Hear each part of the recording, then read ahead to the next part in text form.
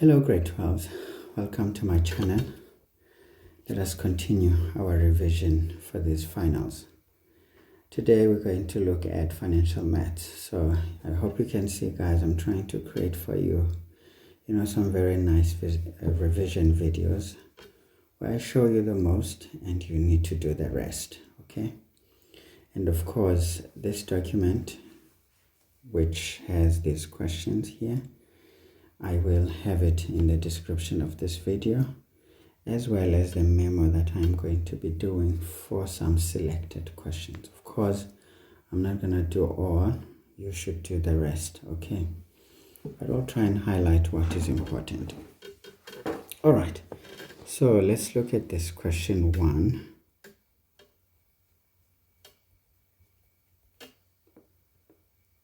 Okay, so question 1 was some questions from Limpopo. I'm not too sure whether it was the prelims of last year or not, but it's a combination of papers from different provinces.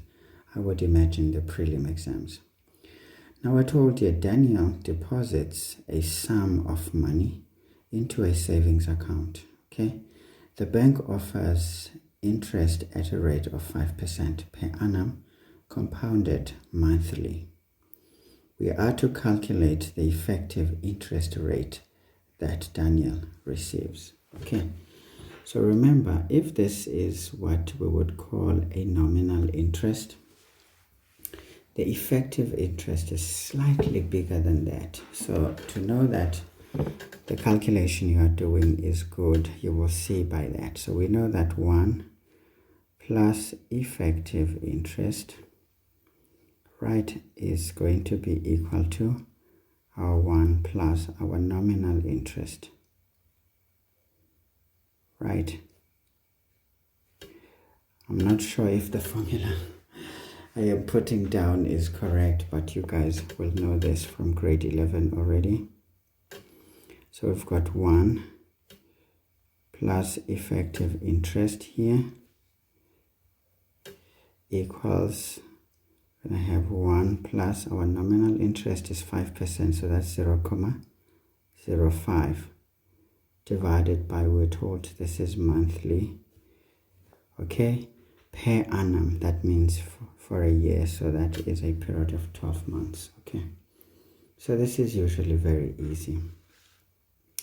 So we are looking for the effective interest. We know that our effective interest is going to be this situation here, 1 plus 0.05 divided by 12 to the exponent 12. We subtract 1. We then multiply the result by 8,000 to get our effective interest.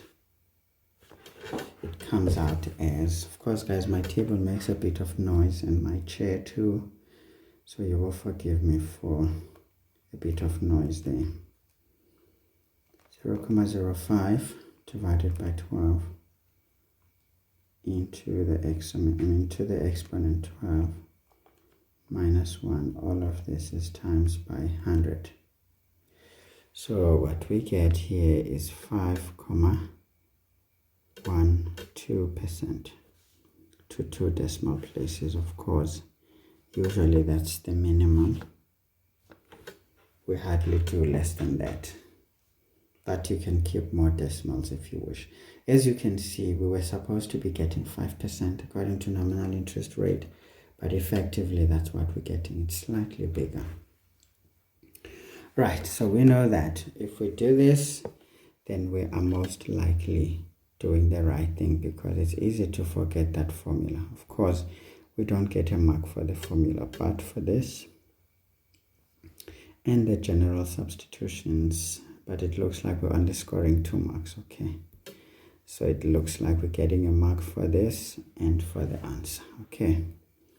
So please, guys, this is very important to remember. It's not provided in the information sheet. So what I would suggest is that if it happens that you struggle to remember this, look at it before you get into a math paper 1 exam. As soon as you get your paper, go go and scribble this thing in your information sheet, because under pressure, folks, you will buckle, trust me. Even the best buckle under pressure. Let's look at 1.2. 1.2 reads, a bank granted Matomi a home loan for 800,000 rands when he started working some years ago. All right. The loan was to be paid over a period of 25 years. Okay. The rate of interest on the loan was 10.75% per annum compounded monthly. I always love monthly. It's so easy to work with. Right, so we're told that Matomi made his first repayment 1 month after the loan was granted, and he continued to make monthly repayments thereafter. Calculate Matomi's monthly repayments. Okay, so this is easy. So we know that the most important here is to get the timeline.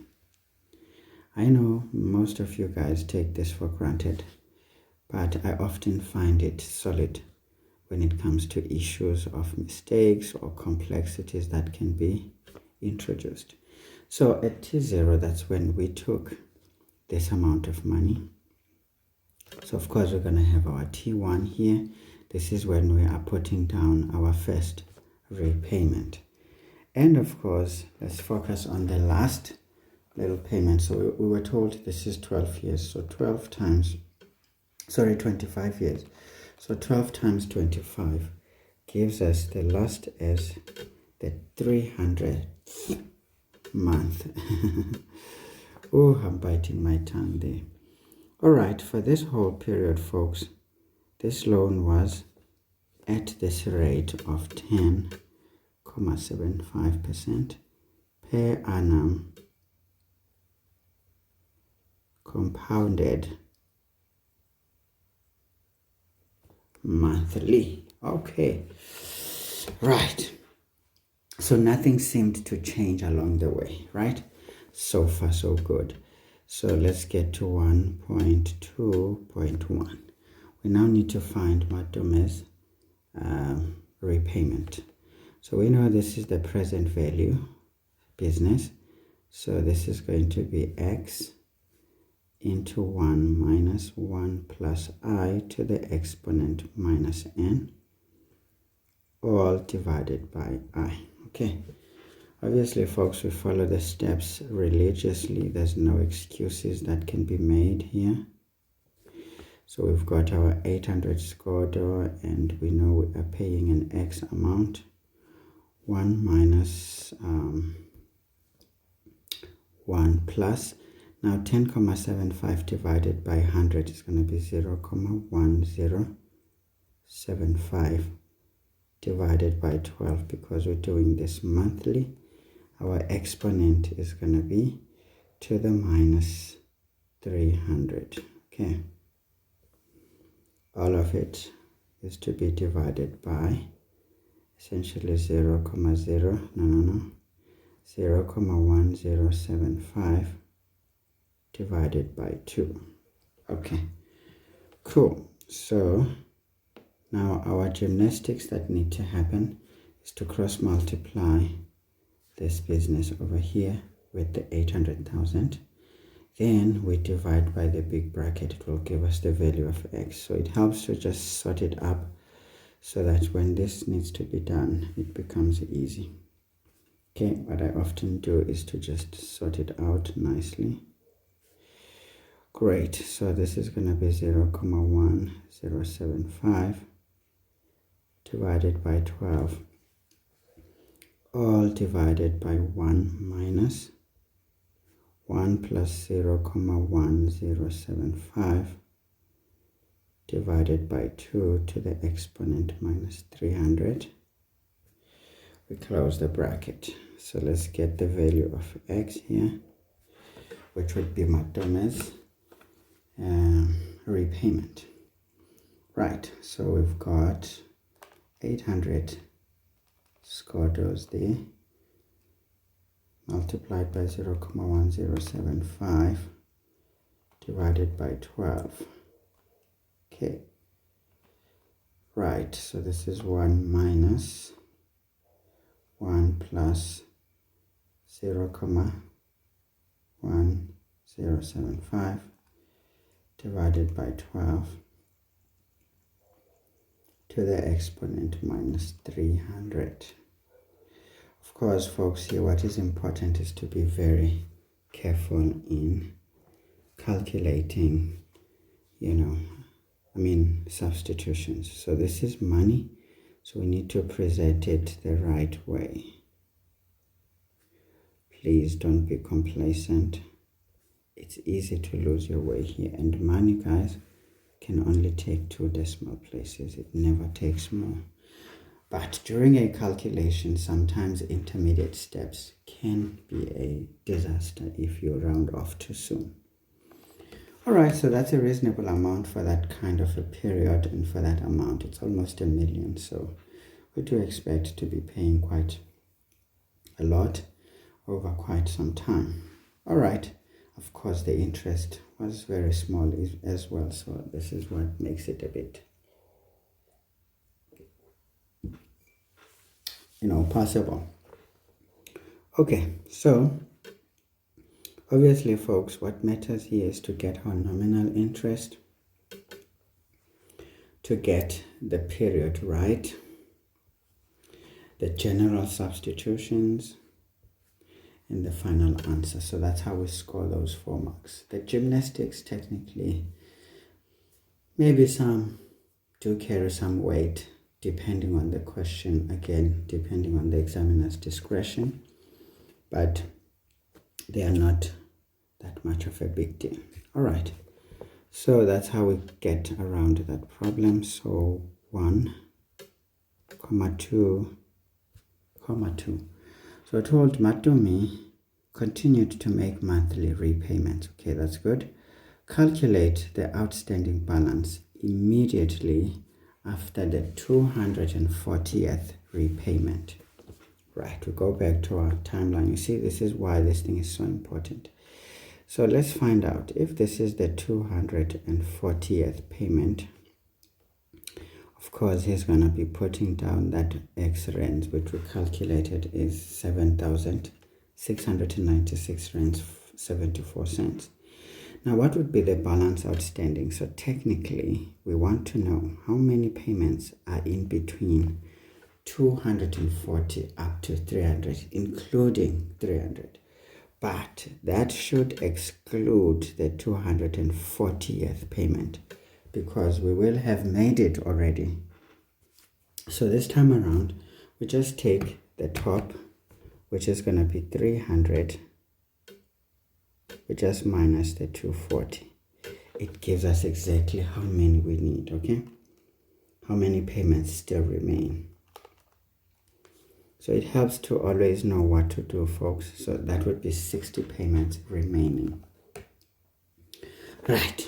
So when we want the balance outstanding, remember, folks, the balance outstanding is on the loan, meaning that is the money without interest, load of loads. What is that? How did we jump up there? Okay, this thing is gonna drive me crazy now. I don't know what happened, but stuff happened, eh? So basically, this is on this amount, right? So that would be the amount without interest as yet, because it seems interest is charged in small bits as well. And this is why sometimes banks refuse to have someone who takes a loan for, say, 3 years, by the second year to just decide at some month when they have enough money, they just want to pay it. So they'll be like, hold on, we need to calculate something, because they want to add some interest. Because if you actually do that, you will kill the interest they were expecting.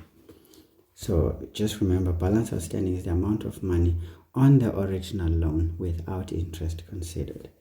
Okay, so we need to calculate that. So we know that the balance outstanding, guys, is basically the present value.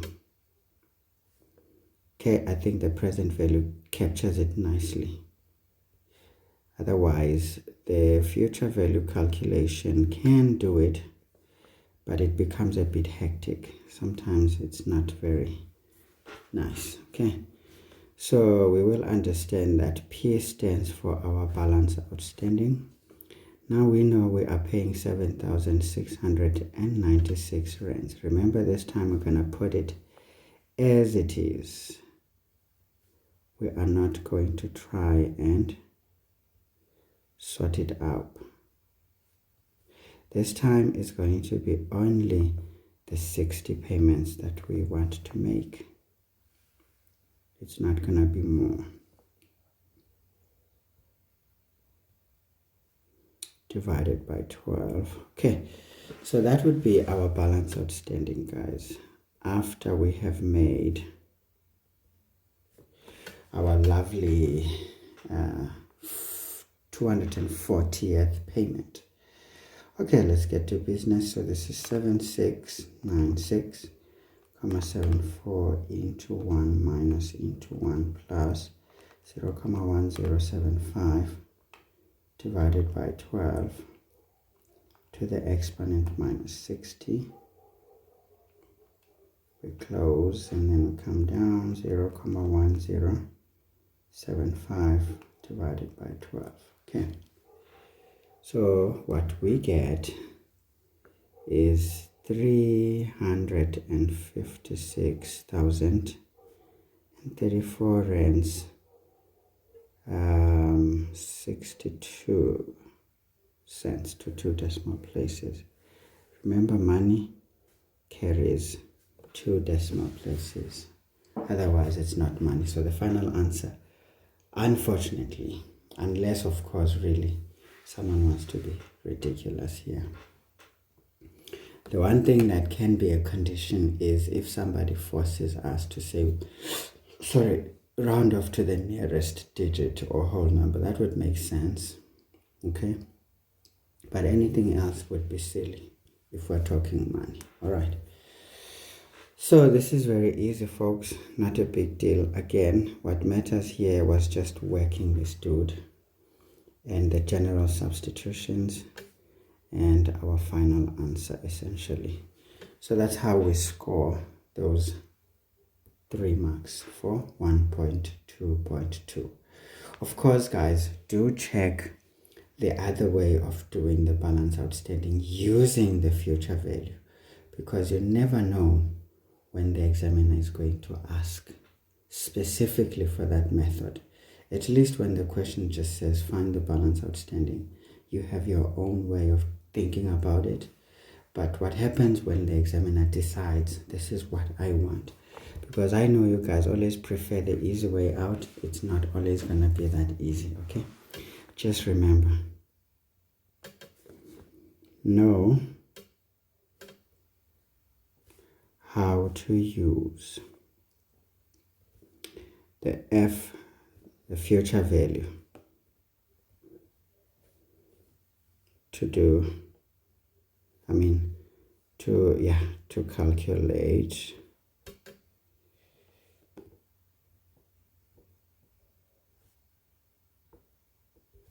the balance outstanding. I would suggest to you folks that look at that. Of course, in the channel there's plenty of videos. I think, if I'm not mistaken, videos that I did in 2022, I started to do some serious work at that time, so I'm sure you should find the technique here nicely explained. But because of time here, I'm not going to indulge a lot. Okay, so we've got 1.2.3. This one says, after making payments for the full 20 years, right?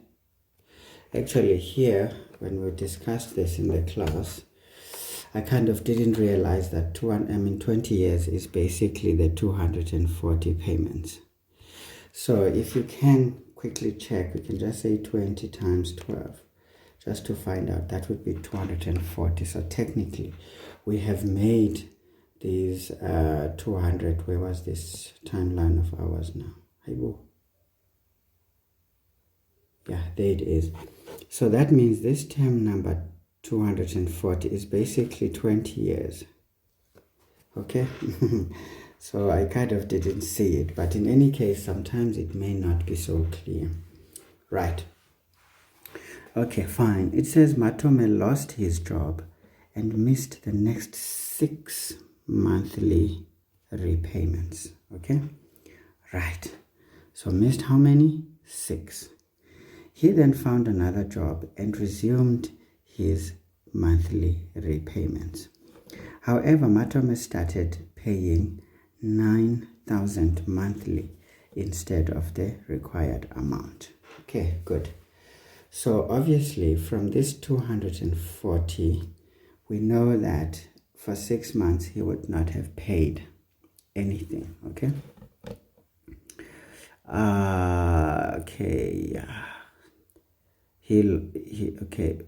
He then found a job and resumed his monthly repayments, but he missed 6 payments. So meaning he will only pay on the 7th from the time he missed. So we know that, okay, from here, the next 7 payments, which is, next 6 payments were missed. He will start paying at T247th, right? Yeah. So that would be the time this man will be able to pay. Otherwise, the next 6, he will not be able to pay. So he starts paying here, but he pays a bit more. 90 squat. Not 90 squat, but 9 squat. Wow, what am I saying? Can you see, guys, the timeline, if you don't do it, and questions are able to transform like this one, I promise you, you will want to cry. At the same time, you can see the scaffolding effect of these questions. Some questions above do assist to do the next questions. So it is very important to ensure that whatever you do well. All right. So that's fine. So we're told that, okay, started doing this. Now the question is, did Matome settle the loan in the original repayment period or not? And we are to justify our answer with relevant calculations. Of course, sometimes this may just be the question that justify your answer. So what do?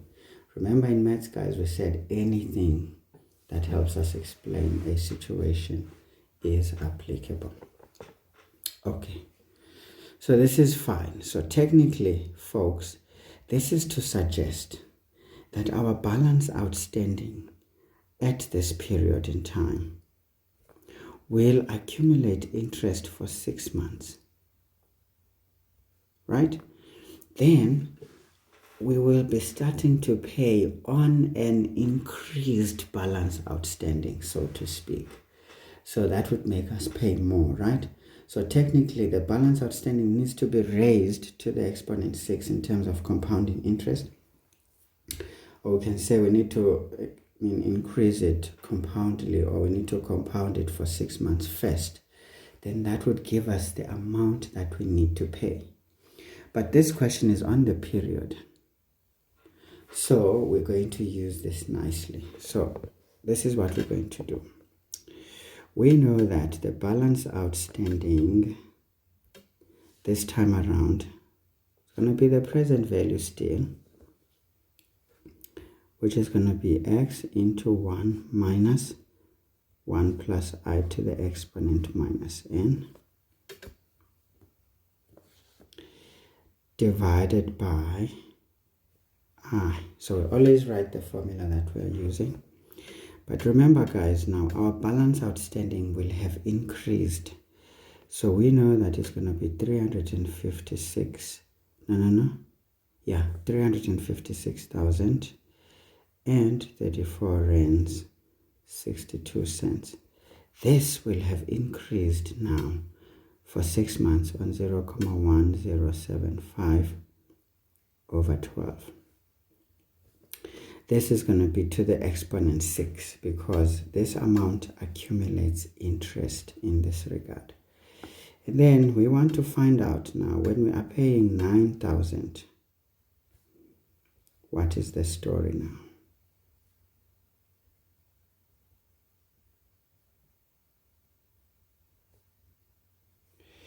Okay, so that is what we want to find out, is how long are we going to continue paying this time around? Will we pay within the same period that we were given the original loan, or are we going to have to pay longer?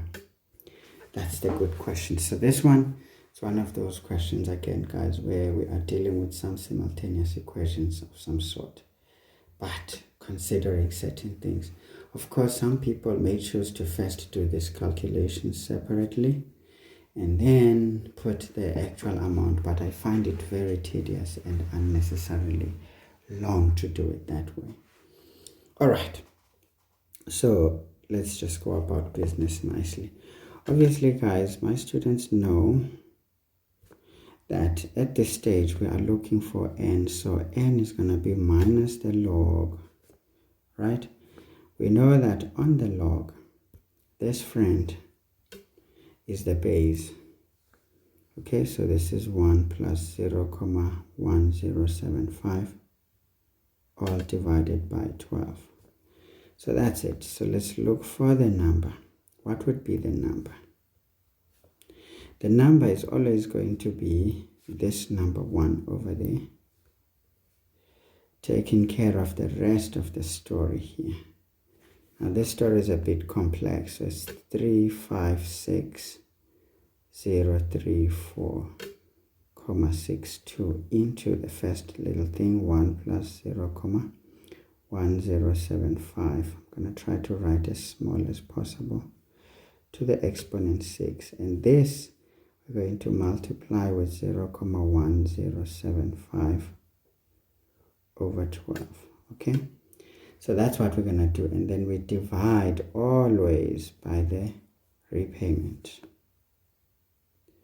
If you can master this, guys, this whole calculation becomes painless. But again, be very careful. Sometimes situations can demand a different approach. So this implies that n is going to be equal to, remember this time we just want the number of payments. We don't care of how much at the end. Sometimes the last payment is not exactly the same as the usual equal payments every month. So let's see.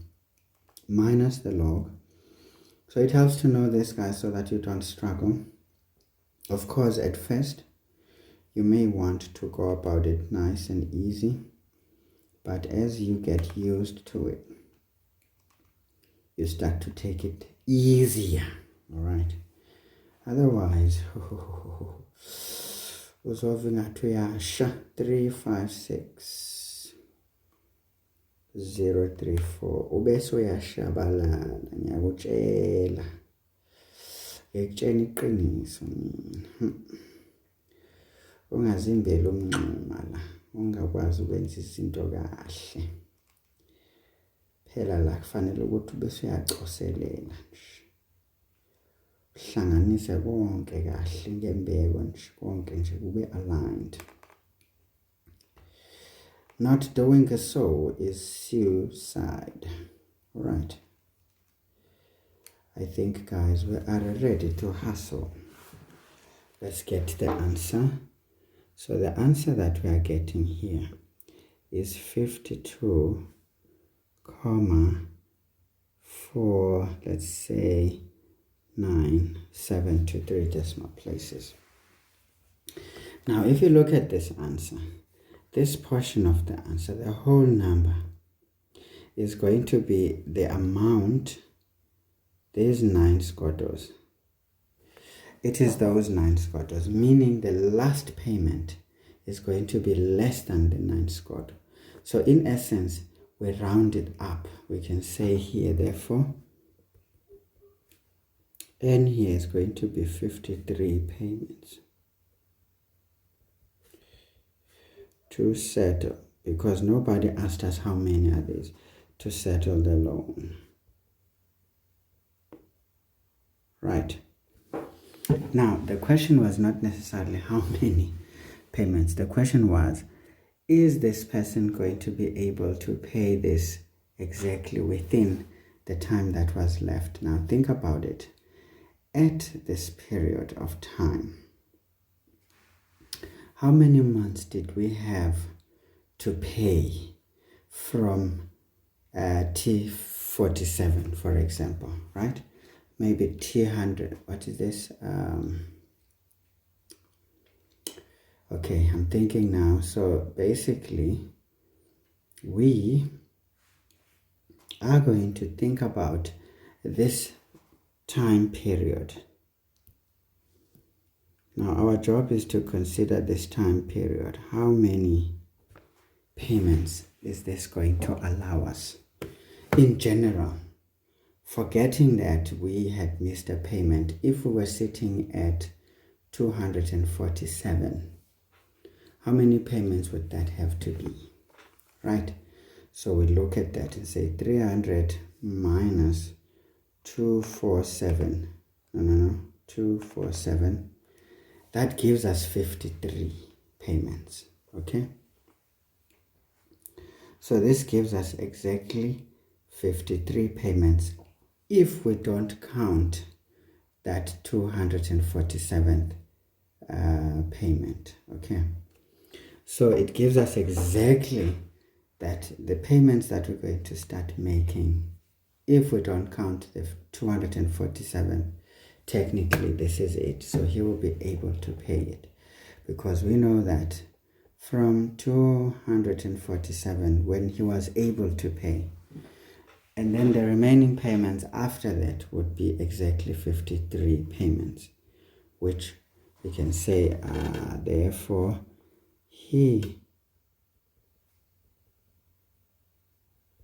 will be able to pay the loan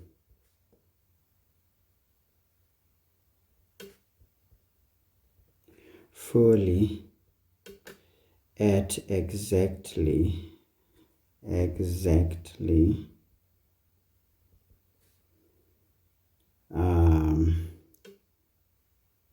the original period.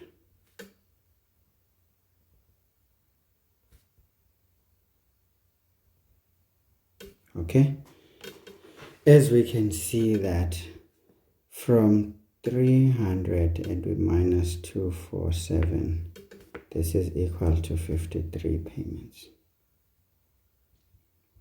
You know, sometimes when you're not sure if what you are saying is going to be exactly enough, you just decide that, okay, this guy was able to pay on the 247th. So we won't count that. How many payments are there remaining to still be made? 53. And these 53 would exactly fit into the remaining payments that Matume had to make. Okay, I think in our class, guys, we made a bit of a miscalculation. It happens under the heat, of course, it does happen. So this is why I always do these videos and revisit the questions that we have done, so that when I am a bit more comfortable, not under pressure to deliver an answer to save time. As you can see, when everything is rushed, there's mistakes always. Even though we have a structure, it always is not exactly perfect sometimes. So this is to emphasize that rushing these things is not a very healthy way of studying them. But of course, you do have to consider time when actually practicing for the exam. But there's a difference between practicing for an exam and studying for knowledge. Because remember, during the classes and attendance and what, long before the exam, you study to acquire knowledge. You process it to appreciate its complexity, sometimes its simplicity, how it links up with other topics, and how you can use all these other topics to assist you to really grasp it fully. Of course, other things you will see for the first time, it's not a problem, but rather what has already been done, let it be clear in your head. Then you start practicing with past exam questions as well, to then gain your feet, your stance, Then once you know you're on the roll, then you can start to prepare for an upcoming exam. This time you start sprinting a bit on what seems usual, because you don't want to stall on easy things during the exam. You want to save time for those questions that are the showstoppers, and unfortunately they are always there. All right, easy stuff, guys. As you can see here, the concept of the balance outstanding is very, very, very important. I would implore students to really think about balance outstanding. As you can see in the recent exams, the issue of balance outstanding has been central to solving those technical questions, which many students cried about. Because you guys think when you're taught something and it is overly emphasized, that's all there is, you have to know. No, you have to know it well so that you can see how to use it when the need arises. All right, let's see, we're scoring 5 marks here. Right, this calculation on its own, you can say the left hand side, we can say the right hand side in general. That's the most important stuff. Here, the most important again is using logs, because that's something that we added. Okay, we're not purely doing algebra, so whenever something is applied, you know it's going to be a mark where it doesn't belong, but where it belongs, it's not exactly a mark. Okay, so again, grabbing the fact that the whole thing is going to land up at 53 payments. Now be careful, we just said payments, we didn't speak about how much. If we're asked how many 9,000s is Matume going to have to pay, it's going to be 52 of them. But if we just say payment in general, even the 53rd payment is still a payment, and it's going to be done at the end of that month. So when we're counting payments, we don't round, what can we say? We don't round down when we calculate the number of payments in general. But when we calculate the number of specific payments, if those are certainly a whole number like that, then we definitely are going to have to round down. All right, so be very comfortable knowing this. Of course, guys, we needed to make a conclusion. Sorry, without the conclusion, we have not gotten anywhere. So yes, we did calculate the payments, but we have to make the conclusion, and it has to make sense too. All right, guys, so that was an easy 14 marks to take. Of course, you can see, guys, this took me how many? 38 minutes, and mind you, I'm doing it for the second time this time around, but we discussed this in class. So you can clearly see, guys, these are not questions you think you can just, of course, in the exam when you don't need to explain anything and you know everything, you can do this fast, but I can assure you, the pace that you can choose can be your own enemy. As you can see, it's easy to make mistakes here. These are complex calculations. Okay, let's take another one. Let's take this question 2 from Mpumalanga.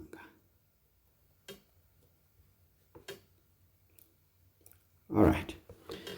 So we told you Jane deposits X rands into an investment account. How long will it take for the value of the investment to double? If the interest rate is 5.4% per annum, compounded monthly, annual. I don't know, there was something here. Okay, guys, this document, as much as it is there are some errors here. So you may have to go and look for those particular papers. I think this was the trials of 2023, if I'm not mistaken. Yeah, that should be trials of 2023. But again, the document at the beginning does state which trial papers these are. So you can just look for those trials for the exact thing, because it looks like somebody tried to type this into this instead of copying them. Now there's some errors that are not so nice. because they make you doubt what the question is about. Okay, so this is easy, guys. We know that this is just our easy compound interest business. Okay, so this is the formula we need to deal with. So we are told that our investment essentially doubles. So this means it's going to be 2x, because we started with just an x amount, into 1 plus, now the interest here is going to be 0,054 to the exponent, or we want the period. Okay, easy, we divide by x here. We know that essentially we end up with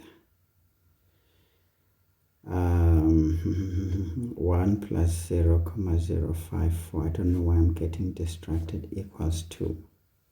Okay, so obviously, guys, we introduce logs here, so we will know that our answer n is going to have to be equal to the log. And of course, in our log, this becomes the base, 1 plus 0,054.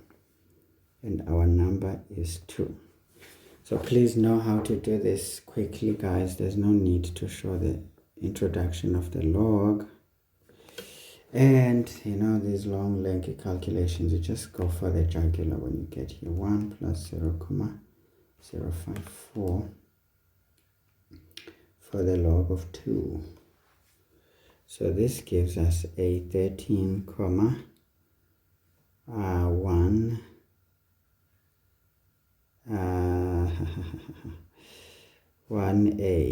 Okay, whatever this is. Of course, guys, we're doing monthly. We can just easily say months. Okay, we stop there. So technically it's 13 months and maybe some weeks or whatever, some days. At the end of the day, we calculated the period. We are done.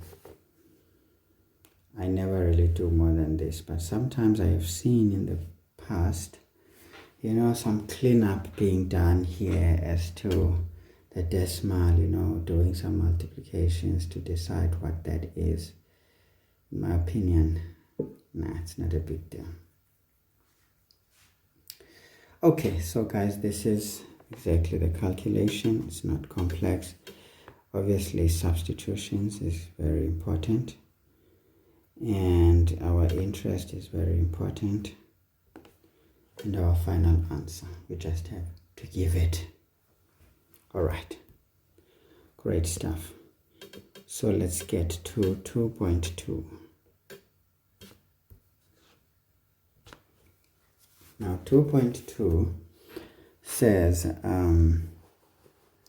Tabo starts a printing company and needs to borrow money for startup costs. Okay, he can make equal monthly payments of 3,300 rands.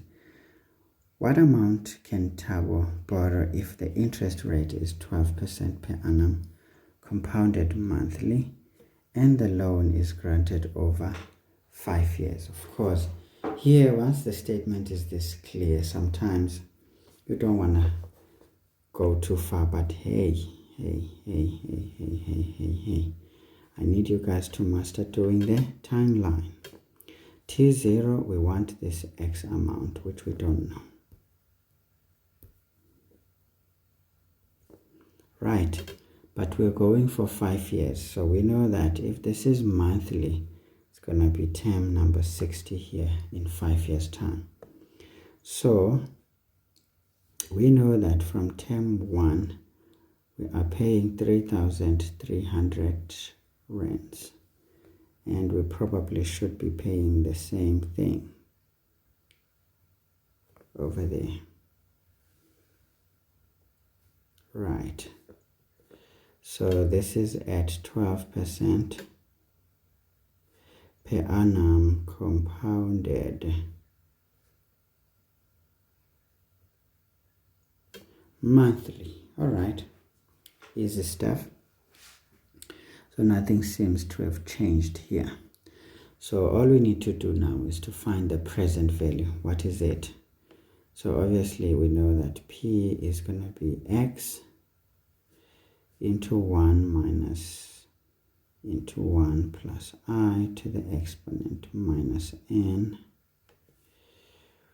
all divided by I. All right. So this one is a straightforward calculation. So this is 3,300 into 1 plus 0.12 divided by 12 to the exponent minus 60, all divided by 0.12 divided by 12. Therefore, the loan amount is going to be exactly what we will get over there. So 3,300 into 1 plus 0.12 divided by 12, all to the exponent minus 60 divided by 0.12. I will hayi wena man, sindihlanyisa wena man. 0.12. I don't know what I was doing there. I'm causing chaos. So this means this person must have asked for 181,648 rands 37 cents. Remember, this is money at the end. We must see the correct unit, and this must be presented how it should be.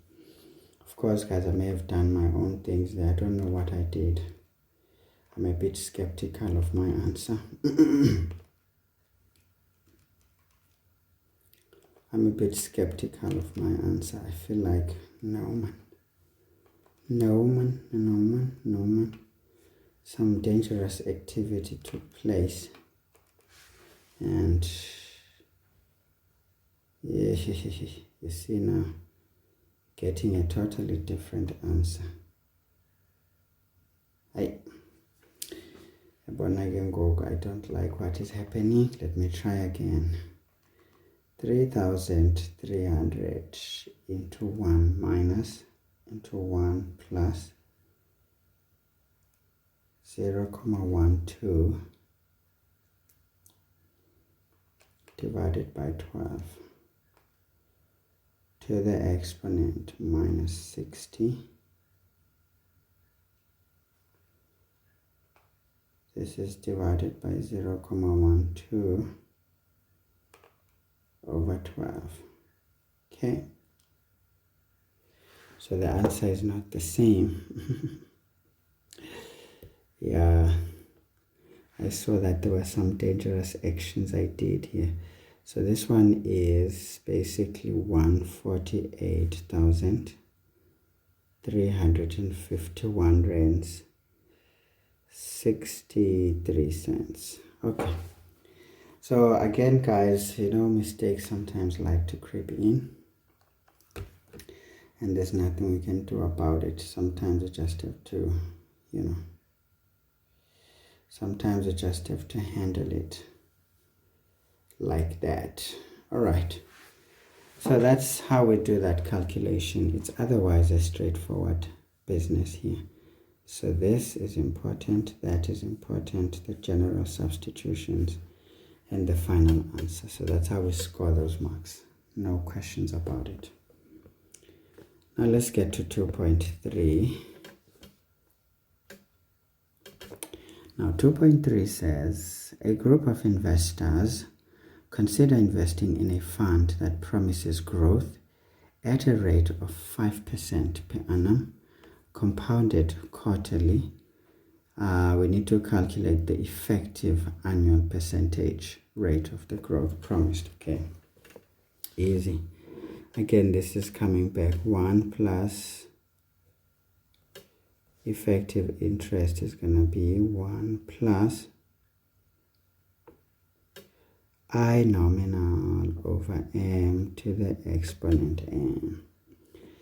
Right, so this time around, what are we looking for again? The effective percentage. Okay, so this is 1 plus effective interest equals, we've got 1 plus, now this is 5%, so that's going to be 0.05 over, we are doing this quarterly, so remember that, so this is going to be to the exponent 4 as well, because there's 4 quarters in a year. All right, nice.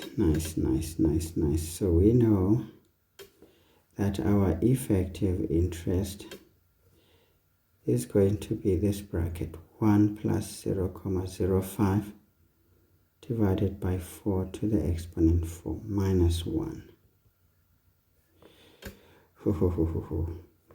times 100% will tell us that our effective interest is the answer. So 1 plus 0.05 divided by 4 to the exponent 4 minus 1 times 100. Okay, so this one is going to be slightly bigger, of course. It's 5.0, say 9, we can say 95%, who cares? We can do 3 decimals. I mean, if it is 2 though, we can only make it 5.10%, or even 0.9 to 2 decimal places. This is okay. We can leave it like that. But again, make sure you remember the instructions in general. All right, this calculation, guys, I cannot overly emphasize it. It keeps showing up when you least expect it. So you may want to know it very well, because sometimes a very difficult question, say for example in, those last questions that are naughty, you may be given an effective interest and you are told to calculate maybe some payment. You will not be using the effective interest, you will be using the nominal interest. So this means it will be upon you as a student to actually convert to nominal interest. So be very careful, because examiners have a tendency to do that. Sometimes when they feel the question is too stale, they find ways to create some spices. And these spices are going to always be things around that you are already familiar with, okay? Right, so of course, folks, we get a mark here for our substitutions. In fact, maybe this and that. And our final answer, I think that's the way forward there. Okay, there's enough space, so we can do 2.4. Now 2.4 reads, Sarah is 18 years old and wishes to accumulate, 10 gorillas by the month before, you see, the month before her 50th birthday. Okay, maybe this one is worth. We want this to be a month before her 50th birthday. Okay, and she's 18, by the way. She will deposit equal monthly payments, you see, equal monthly payments into an account that is giving 15% per annum, compounded monthly. The first payment starts on her 18th birthday. And the last payment is going to be 1 month before her 50th birthday. Okay, now calculate the monthly installment that Sarah will make. Okay, very interesting. As I said, guys, one can decide. This question can show up in the next exam, but this time around, you may be given an effective interest, and then they would say, she's going to be paying equal monthly payments into an account that offers, say, 15.5 per annum effective interest. Now calculate this, and if you use that interest like that, you are dead. Remember, when it is not stated what it is, you assume it is nominal interest. But when it is stated exactly what it is, then you have to consider finding the nominal interest, especially if given the effective interest. So be on the lookout for such. Right, first of all, guys, timeline. This thing is so good. You will not believe. Term 0, and then this person is going to be 50. Now, how many years is from 18 to 50? So let's say 50 minus 18. That's 32 years. Then we multiply that by 12 because this is monthly. It gives us 384 months. So it helps to do this always. Now, we are told that this lady, okay, this is a child for now, will be depositing some X amount, right? And then this one is going to continue at term 1, deposit an X amount.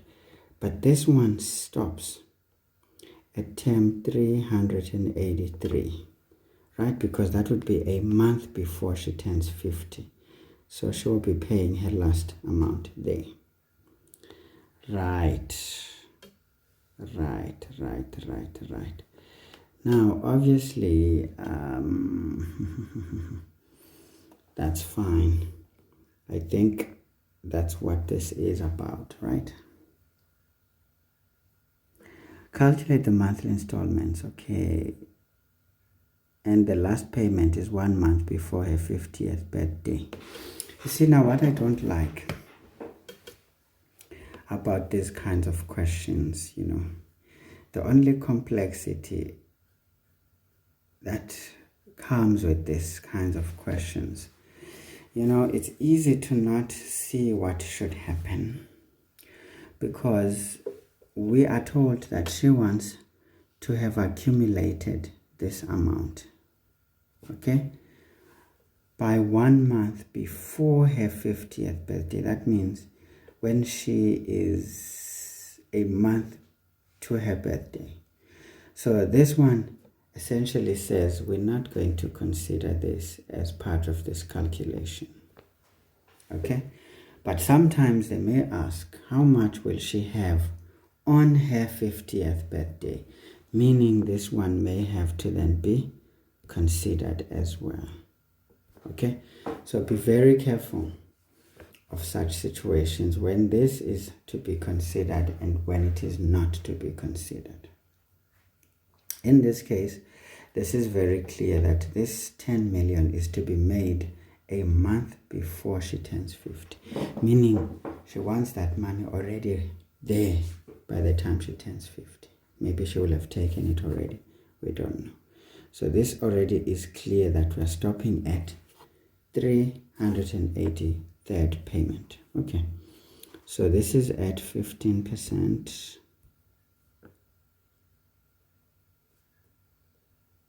Per annum compounded.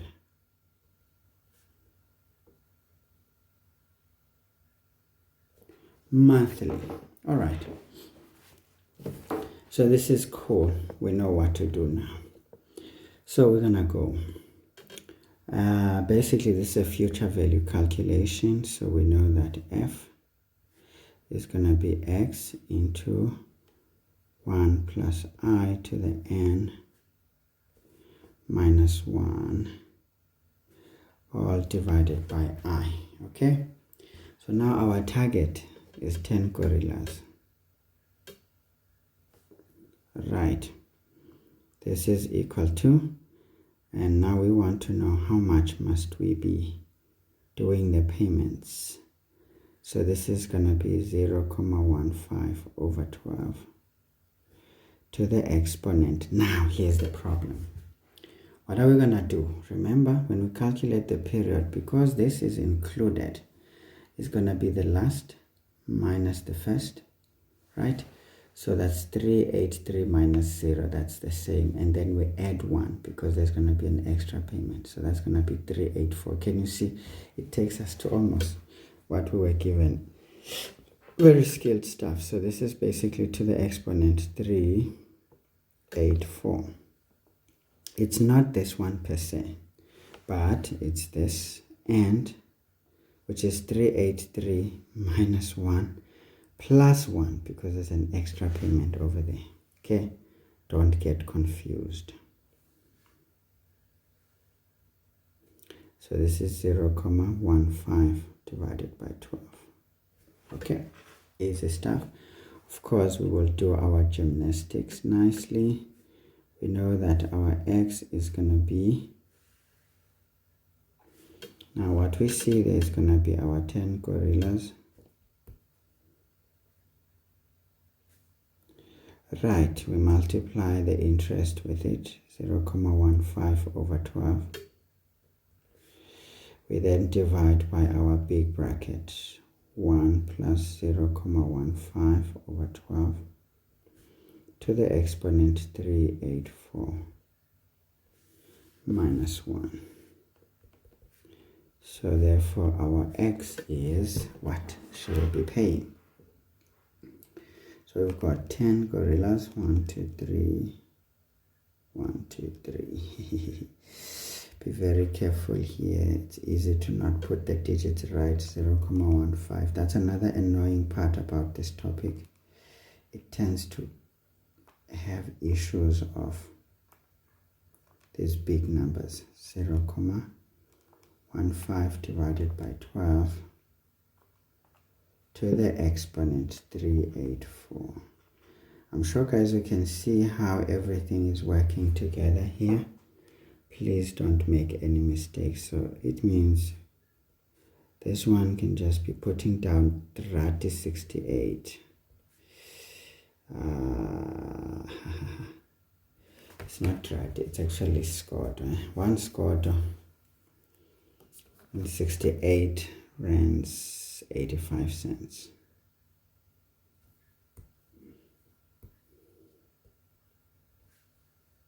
Okay, that's it. So this is to prove, guys, that if you could be disciplined, if you're one of those cheese children, cheese girls. Well, Sarah is a girl. There's no man who's called Sarah. So Sarah is a girl. So she's girl or no she's. If you're one of the cheese girls, you know your parents can afford to give you 5,000 to toy around with every month.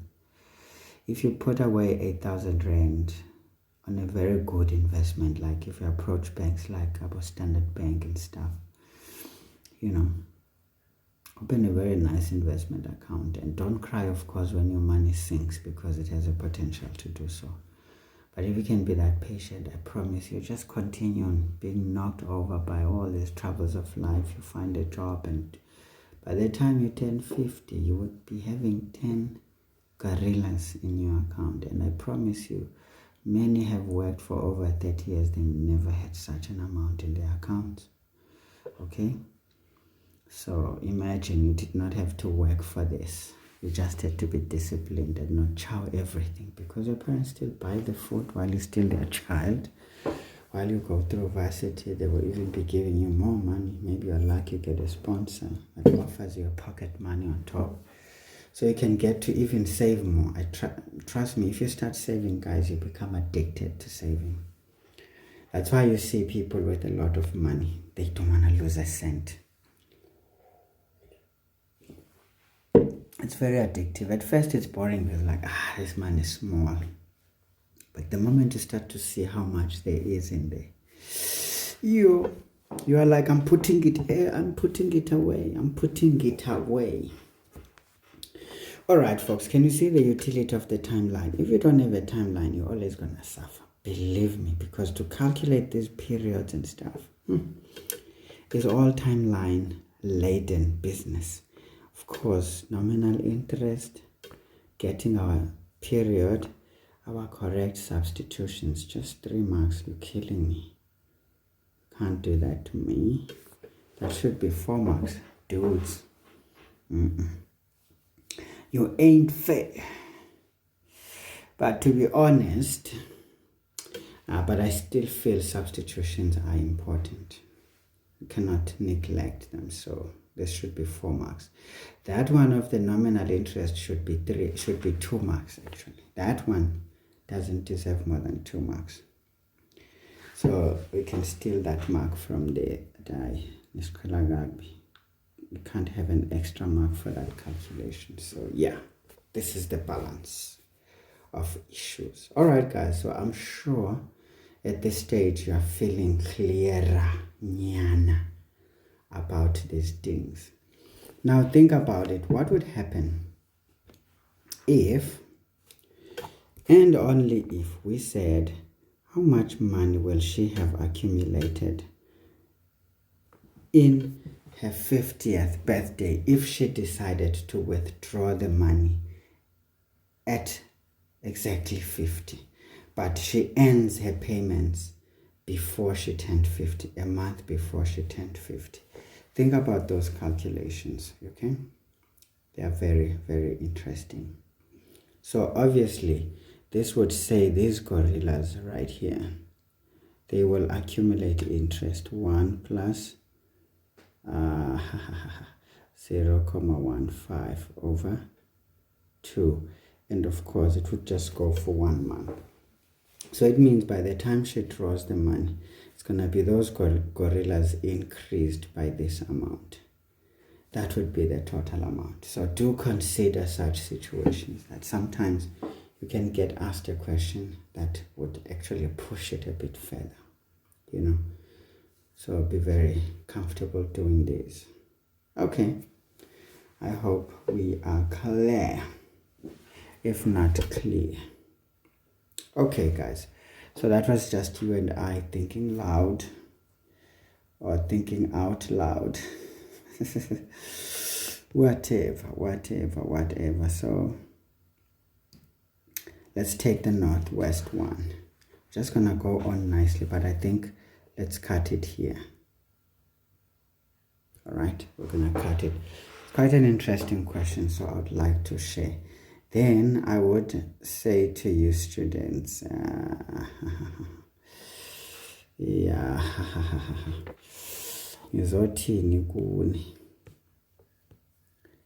masisuse lento ndiyaziso izofunana yaniphaphela.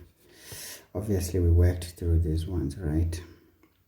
Yes, ndifuna ke ngoku nina bafundi andithatha i-screenshot sale question, ngicela nishayele lo uwaskapi 1. Mina nizondenzela le. You can write the answers to this question 6 in the comment section just to make it interesting. That's if, of course, you care to do it. And do this one too from KZN. Okay, do it all. Take a screenshot and do it. So I expect answers for those two. And that's it. It goes to probability from here. So that's your homework, students, is these ones. Okay?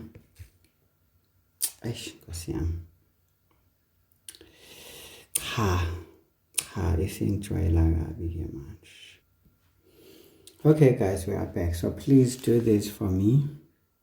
In fact, do this for yourself. Communicate the answers in the description, in the comment section below, if you are interested in whether the answers are right or wrong. Okay, I can give some responses there. Now you can also do this one as well from the phrase start. Of course, guys, practice as many as you can. Mna nani sizakwenza these two now. Okay, I'm gonna go through the northwest one and go through the Gauteng one, and we're gonna stop. I think that should be enough for you guys to go through. Okay, of course, you who have attended the class, you know that we discussed these questions, but as you can see, there are some things that are starting to clear up. As much as we have done these questions, there were some blunders we committed. Now you can see this is more of a fine thing, like isihlangu besisiqobe polish qala, then sisibeke elangeni ukuthi mayingene le polish esikhumbeni. Ngose siyabhona manje siyashinisa. We're shining the shoe. So this is a shoe shine. So don't avoid these videos. just because we had a discussion. Remember, it was more of an introductory discussion because we had not gone into the basics of the topic and all. So unfortunately, sometimes there's no time to go back to basics. So we just have to take it from wherever we are and move on with it. So at first, just to get you going so that you can see how everything fits together. And then of course, when we continue with our classes, now we're going to start to be more clinical, more precise, and even take some seriously challenging questions. You know, the most recent past exam papers were quite challenging. So we will finish off this financial math thing by looking at those questions, and hopefully you guys are going to be able to do them effortlessly. All right, let's not talk, let's get to business. So let's do the question 3.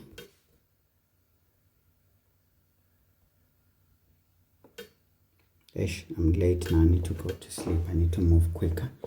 So let's see, 3.1 reads, convert an effective interest rate. Can you see? We are given effective this time around, to its equivalent rate per annum, compounded quarterly. And it may just be a question that comes with these big marks, you know. So be very ready to do this, even when not told to do it. Okay, so let's go for it. So we know that 1 plus effective interest is equal to 1 plus the nominal 1.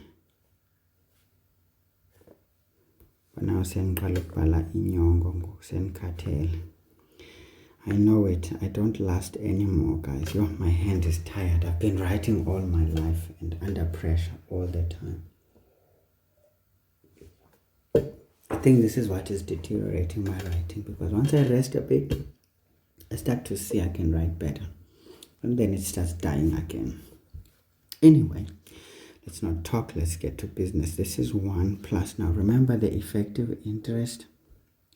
Here we are given already, so this is going to be basically 0,113, isn't it? We're going to convert it to already that number that we can work with. Okay, this is equal to 1 plus, now we want the nominal interest. We're told this is compounded quarterly, so this is going to be stuff like that. Okay, right. So in essence, we simply take the 4th root of everything. So maybe let's first do it nicely and say this is 1 plus I norm divided by 4. You know what, there's a phone call I was supposed to make. Oh guys, I'm so useless. I am so useless, man, that I forget to do things. Of course, folks, at this juncture, would like to do some gymnastics now. Man. Yay, man. To my own. So we take the 4th root to kill that exponent 4. But what we do on the one side, we must also do on the other side, right? Right. So let's go for business. There we know that we get 1 plus I norm over 4 is going to give us what we see there. Calculator, 4th root of 1 plus 0,113. You get it. So this gives us a 1,027126161. Sometimes you just hoy that thing as it appears on the damn calculator. Don't try to act all too smart. You're gonna burn. Now we know that our I nominal is going to be what we see here, 1 minus 0,2712661 we subtract 1. And this whole thing must be multiplied by 4. And remember, this whole thing should still be multiplied by 100 so that it is a percentage.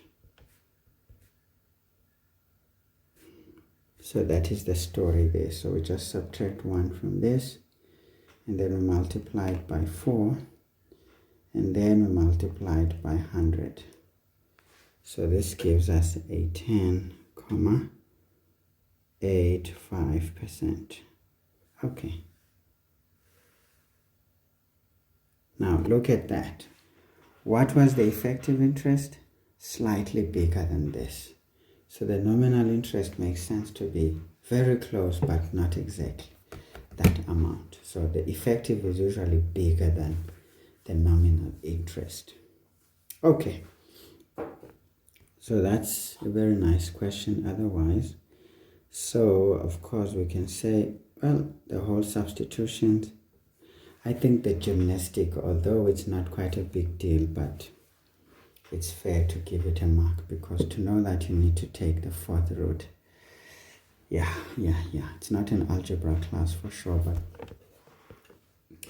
but it does allow us to do the things, okay? It does allow us to do the things.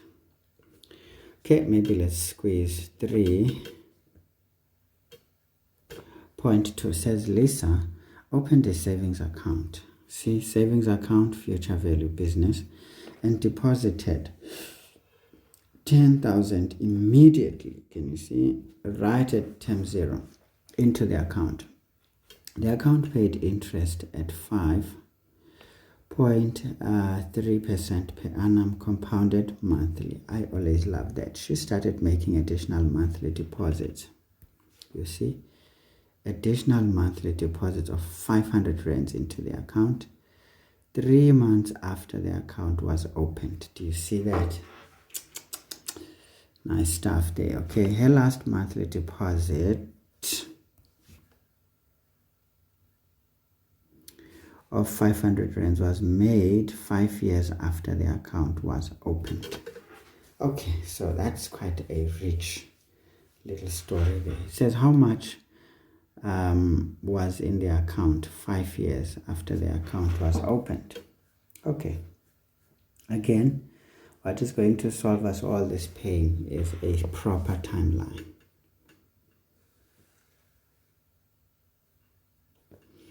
So we know that T0, we are opening the account and we put down 10 squatters. Nice and easy. And if this is to be 5 years, this is term 60, right? Because this is monthly, right? So we got term 3 there. Because we are told that she started making additional monthly deposits into the account 3 months after the account was opened. Now, if you don't know this is the start, you're going to be in trouble, okay? This one can kill you. Think about it. If we've got T0, then this is 1, 2, 3. Do you see this is 1 month, 2 months, 3 months? And she started making this exactly 3 months. So this is here at term 3. Okay, so sometimes when you cannot figure it out, just make a nice and small little handleable scale there and make sure you understand how to use it. But if you don't, you are dead, okay, because you will not survive. Okay, so we were told that these monthly deposits continued, and the last one was made 5 years after the account was opened. So meaning that even here she's still putting down the 500 rands. Now this whole period, the account was offering 5.3% per annum compounded monthly. So this is nice.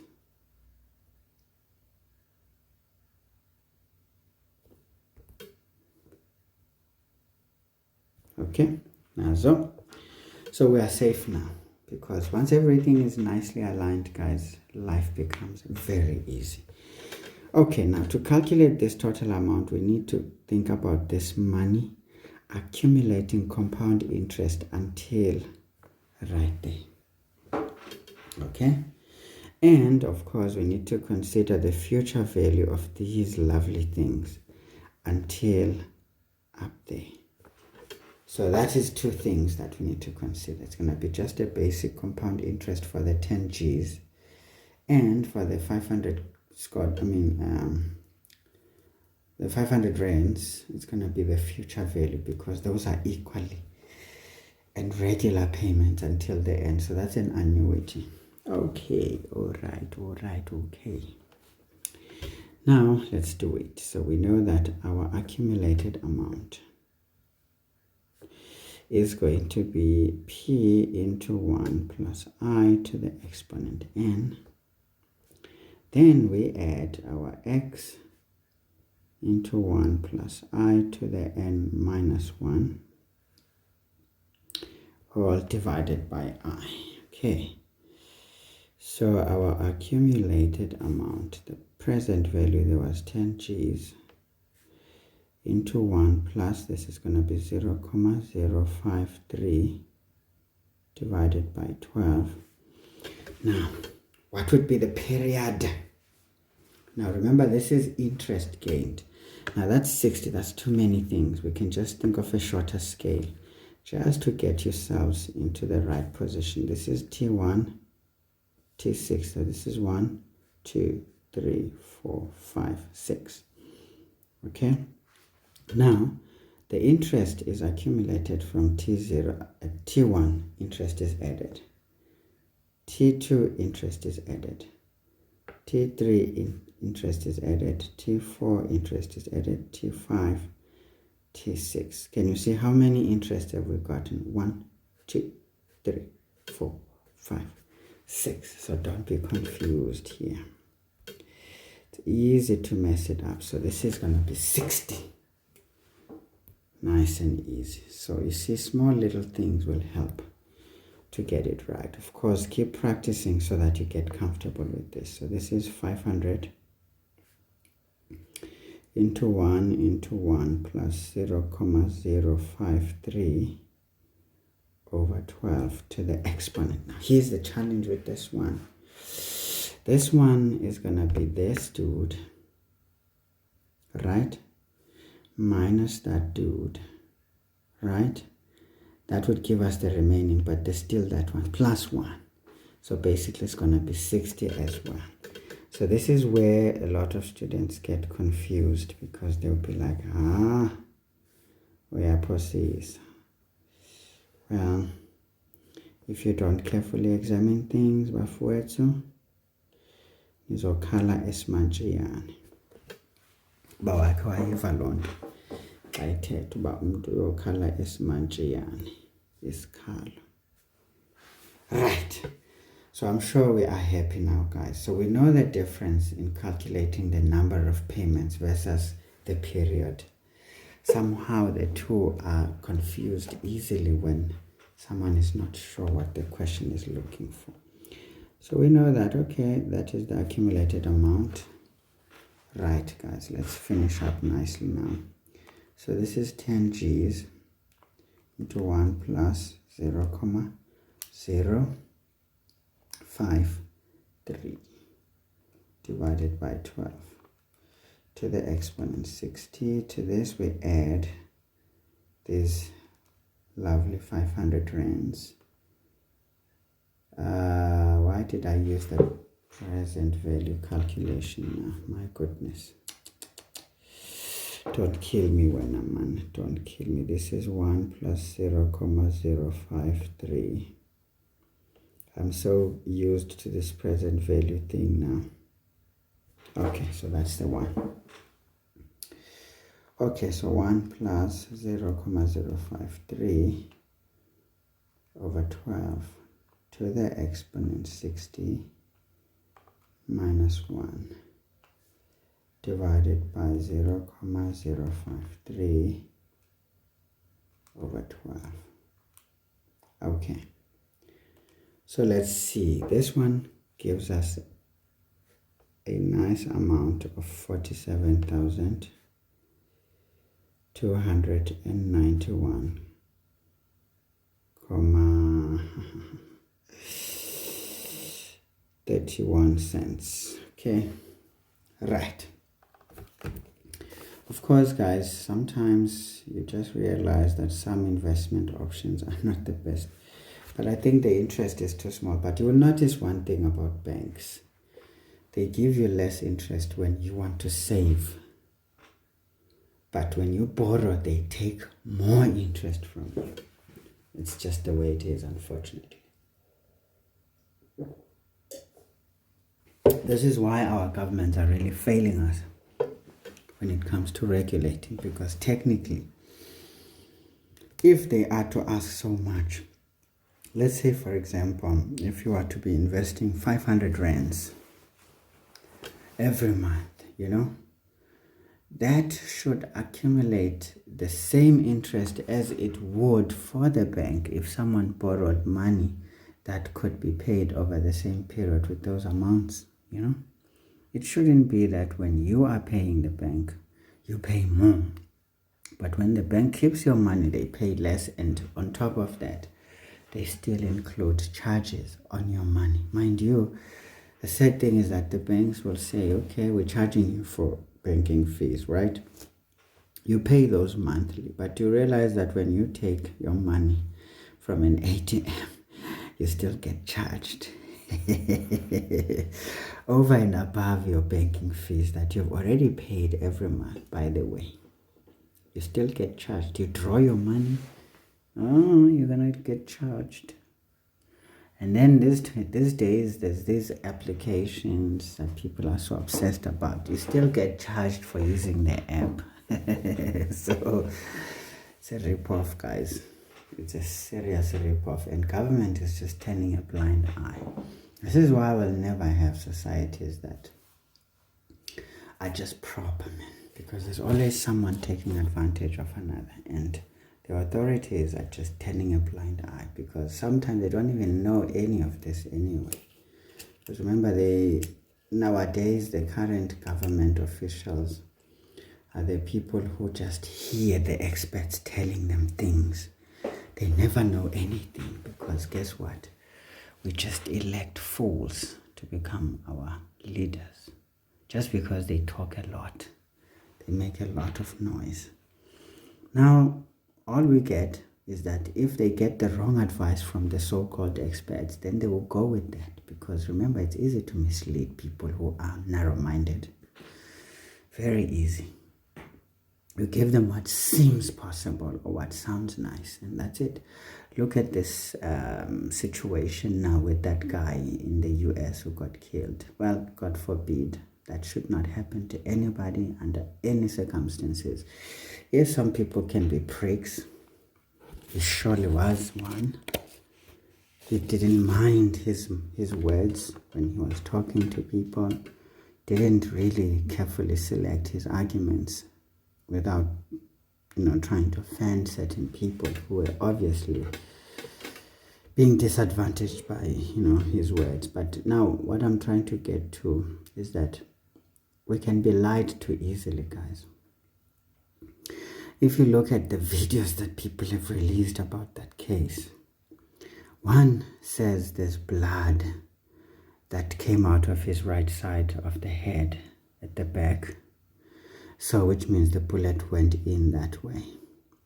And then you can see the shirt is somewhat moving in an attempt to showcase that the bullet must have come out on his, anterior neck, and therefore it took the t-shirt off. But you see, the issue is that, guys, once you see such things and the authorities have said something different, maybe that could have been true. But the reality is there's too much AI bullshit right now. People can show someone fighting someone and knocking them down when that actually did not happen, you see. Now, all of that could have been just AI nonsense. So what do you say? Two, if it is the truth, what makes me believe, though, that there is some truth in the part that says the bullet came through the right side of this head at the back and exited on the left side of his neck anteriorly. That looks possible from looking at how this thing happened. Of course, that happened first. And if you look at the video that they released, it actually even shows something that kind of like, you know, lit up a bit. But you never know. You never know with this AI. You never know when you're dealing with the truth, or some people just trying to create a narrative. But what makes me believe that is the truth, now the story has changed. There's a video now that got released again. This one counters that. Now, if you find a video that follows another and it counters it, then it already tells you. The second one is most likely propaganda. Because why is it even produced in the first place? It means there's a lot of truth in the first one. Otherwise, they would not bother if that was not the case, and they would understand that some AI nonsense. They would let people run with that, because the more people are lost, the better sometimes, you know, for the government, of course. So the fact that they created another video that makes it look like this thing happened again the second time around. I mean, there's no way those two things can happen like that, and yet one shot was given. So I'm trying to go back to the saying that, look, at some point, we never get told the truth. And even when it is before us, we don't believe it, because we are so used to just taking whatever we are told. We don't even look at things with all the right resources that we have at our disposal. We don't examine things at all, you know. So at some point, yeah, it is what it is, I guess. Andisazazi nabe ndifuna uthini, sendilahlekile. Ndinayo ke le tendency yoba lixhegwana. Hayi, kona ingqondo yam seyiyayeka, guys, seyikhathele. Masiveleni siyixolele ingqondo yam. Veleni siyixolele ngoba iyahluleka. That one. So, how many marks were we scoring for this thing? 5. Hi, that's too much, Moss. I suppose the nominal interest, we're getting it for both of them. So 1, 2, 3, 4. And maybe any of the periods for both of them again. So, yeah, periods is the mark. The nominal interest for both as well. Okay, then we can say the one calculation and the other calculation makes up the 5 marks. As you can see, it's not a very complex calculation. Once you have the timeline right, it guides everything nicely. So it's never really to say these questions are impossible. What is impossible is nowadays I'm losing my focus, man. Okay, so let's get a new page and deal with 3.3. Okay, 3.3 reads, Sam wants to buy a house and takes a loan of 860,000. He can only afford to pay 7,200 per month, starting 1 month after the loan is granted, which is good.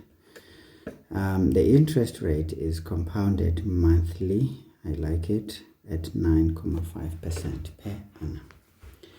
Now we need the number of payments that Sam will be able to make to repay the loan. Okay, so again, folks, there's no excuse here. Timeline.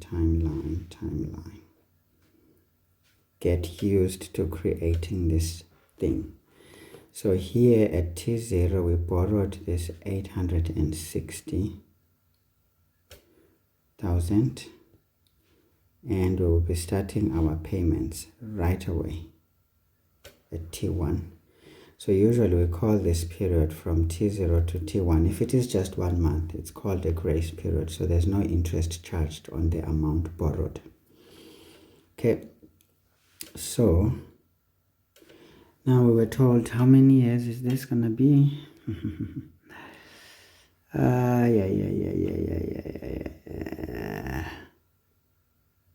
Oh, by the way, we want the period, so this is gonna be TN. So again, perhaps he's gonna be paying the same amount or maybe less. We don't know. We don't care. it will depend on the answer. Okay, so at this point we just put it down as Rx, but you know that sometimes it may come up as a smaller amount than the actual one, the very last payment. So, but it corrects itself. We don't have to correct it. So 9.5% per annum compounded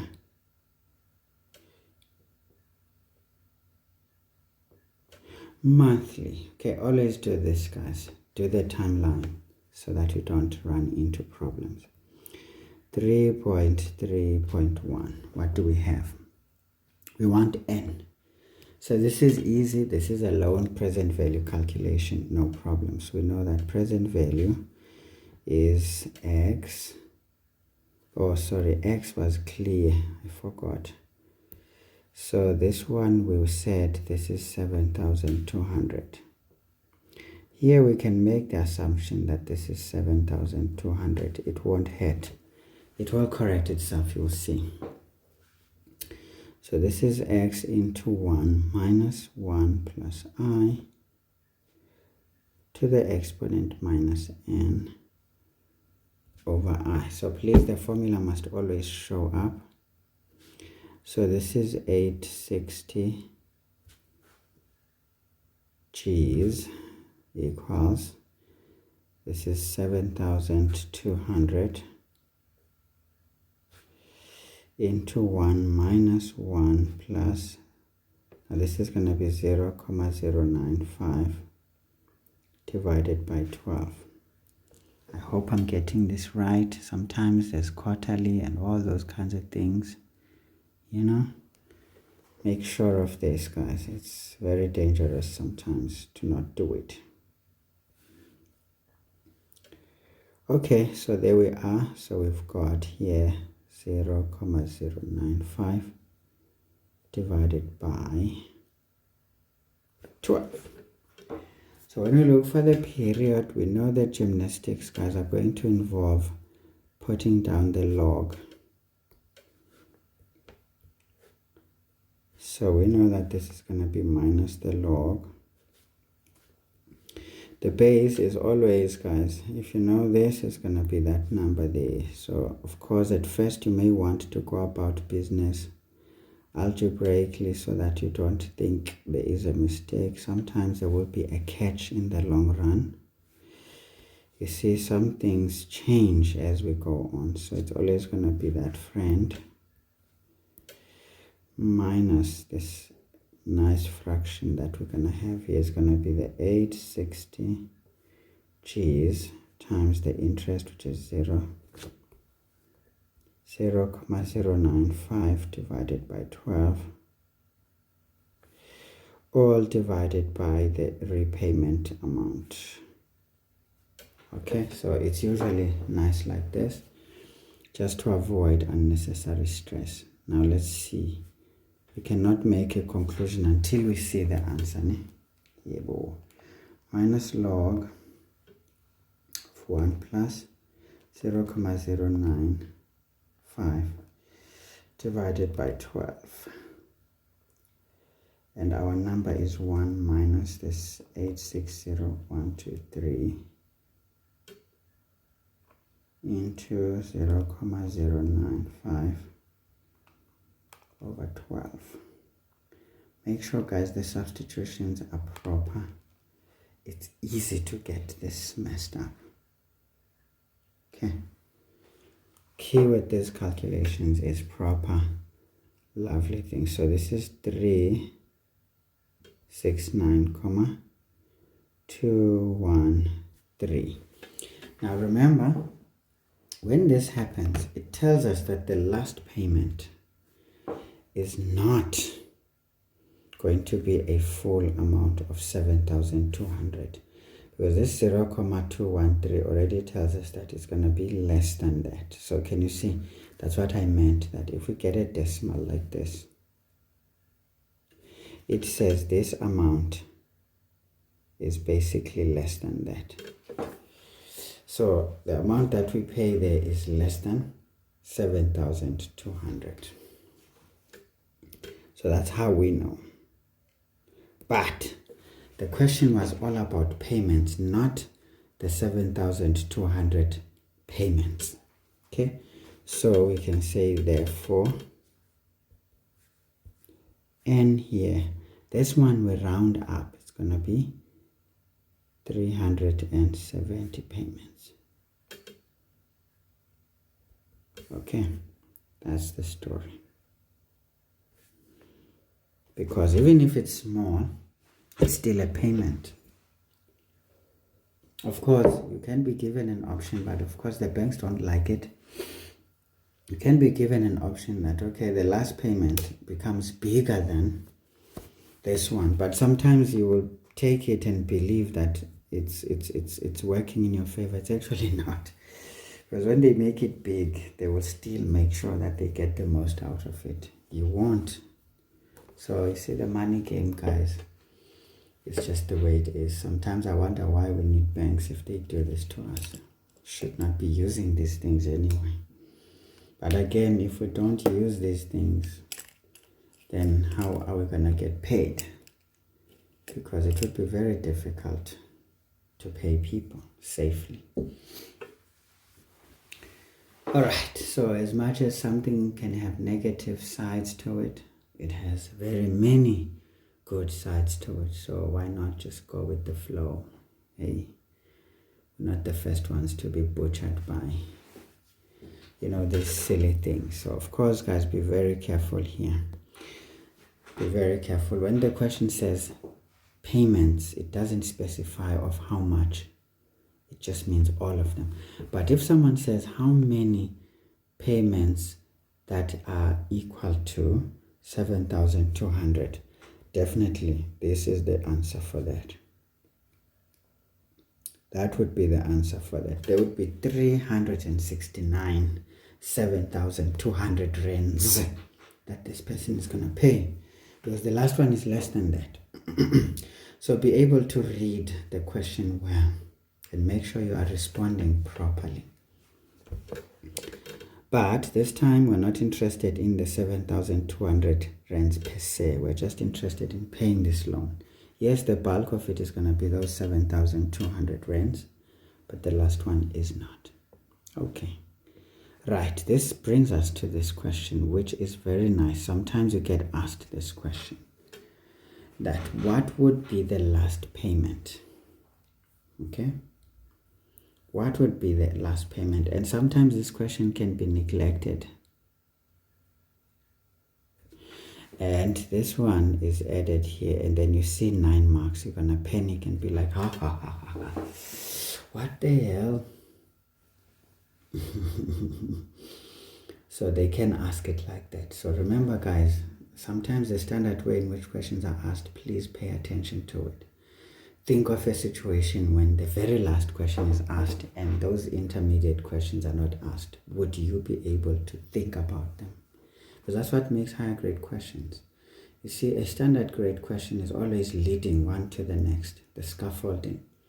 But a higher grade question takes the first statement as it is given, it jumps for the last question and says, student, figure out what would you need in between. Okay, right. So essentially we're scoring 4 marks here. So this is not the case, but it may very well be the case. So be ready to do that. So correct substitutions, our friend, and of course logs here are a very important thing in getting the final answer. Okay, right. Now let's do 3.3.2. Okay, so this one says, how much will Sam pay in the last month to settle the loan? Can you see that?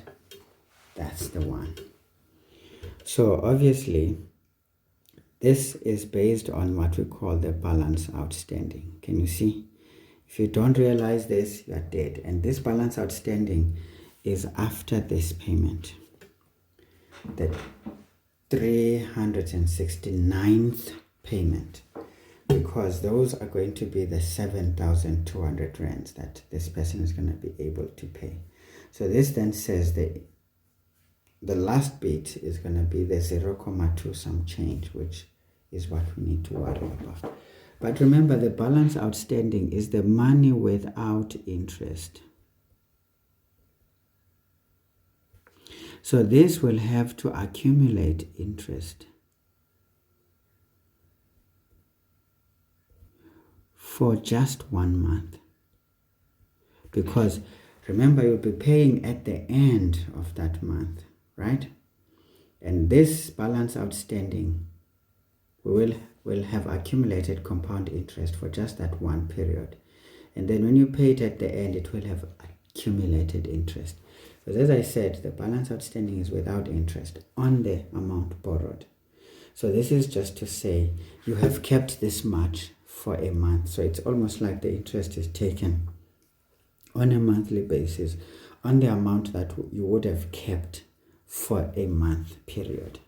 And as you keep chopping it off, of course with some interest in it, it keeps on happening like that. This is why sometimes you may, if at all, we would be allowed. But I think the authorities on this, in this regard, they need to change it and say, look, even though you may have taken a loan for 20 years, but if you decide at year 10, I can't go on, and you've got enough money of the remaining balance, they should be able to take it, because it's not like they lost any money, but now they just want to make the most out of you. They will have taken interest of the money that you were able to keep. But at this stage, you don't have to if you can. So they should be able to accept the remaining balance without interest, because, I mean, you didn't do any crime there. You didn't use that money. And in fact, you didn't keep it with you for that long, you see. So this is where sometimes policy needs to come in.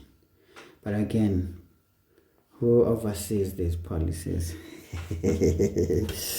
Athi singayilapho kuma-poly sizophambana and bazogqibela sebesitarget. Guys, what ananiboyika abantu abatarget abanye, But at the same time, I'm cognizant that, look, I have a peaceful life. I would rather I don't mess it up. It took me a whole lot of blood, sweat and tears to get myself to this position. And I'm not going to trade my little bit of success for an unnecessary discomfort, you see. Alone, you can't fight anything. There's no way. If you do, I just know ngabantu abafana nabo Mandela, those special people who can just change the whole thing on their own. Yes, there are such people who are born with the gift to be listened to, and they are just not to be listened to, but they are very, very, very, very attentive themselves. They take every detail in what they do, and they make sure everything suits everybody. So, I mean, you can be one of those people, you never know. But I certainly am not one of those people who can make such a huge difference by myself. Never. Even if I tried, I would back on myself. I know it. So I will not go and, start challenging people, challenging authorities. Of course, I'm going to highlight these things for you guys to know. Who knows, maybe one of you might just be one of those people who make policies in government in the next few years to come. And maybe you guys might be the ones to change it. But remember, folks, be very careful of the impulsive passion in a young man. Remember that's all inexperienced. If you're a young man, or even if you're a young lady, don't think that because you have the right idea, it's gonna work, okay? It may be perfect, but it may just yield a disaster just because of prematurity of implementation. Certain things need to be thought of first. You need to consider what can mess it up. How could that happen? What is the probability of that happening? And what is the probability of that not happening? If it happens that it goes wrong, what would you do? What corrective measures could you take? How long would it take you to apply those or implement those? So there's a lot to consider once you have something that seems to be a solution. You don't just say, oh, I have it. Let's put it to the test and see what comes out. You'll cause a lot of chaos. Eventually you'll be disgraced with a very brilliant idea. And 5 years down the line, Someone will take that idea but now grow it well. Then they'll present something that sounds like it's novel, it's new. Most of the things you hear about today, that this is novel, these things were thought about in the 1940s already. But because those ideas at the time, they were premature, they didn't amount to much. Maybe some have tried, but they failed. Because you'll be surprised how things seem to just remain the same as we say they are changing. I looked at what we do, work-wise, endoscopic surgery into the brain. This thing is as old as time, In the early 1500s, they did endoscopic surgery. Of course, they didn't have sophisticated instruments like we do. That's the only thing you can say has made a difference, perhaps. But again, in terms of visualization, but as for the outcome, I doubt it has made a difference at all. And then it was kind of bad that, this thing doesn't work, here's the best thing. But if you think about it, open surgery is still the gold standard treatment approach for a surgical discipline. Yes, you can go fancy all you want, folks. At the end of the day, open surgery is the most cost-effective and very effective way of treating a surgical disease, okay? Because with open surgery, you stand a chance for complete addressing of the problem, as opposed to partial and some other issues coming up and you can't explain.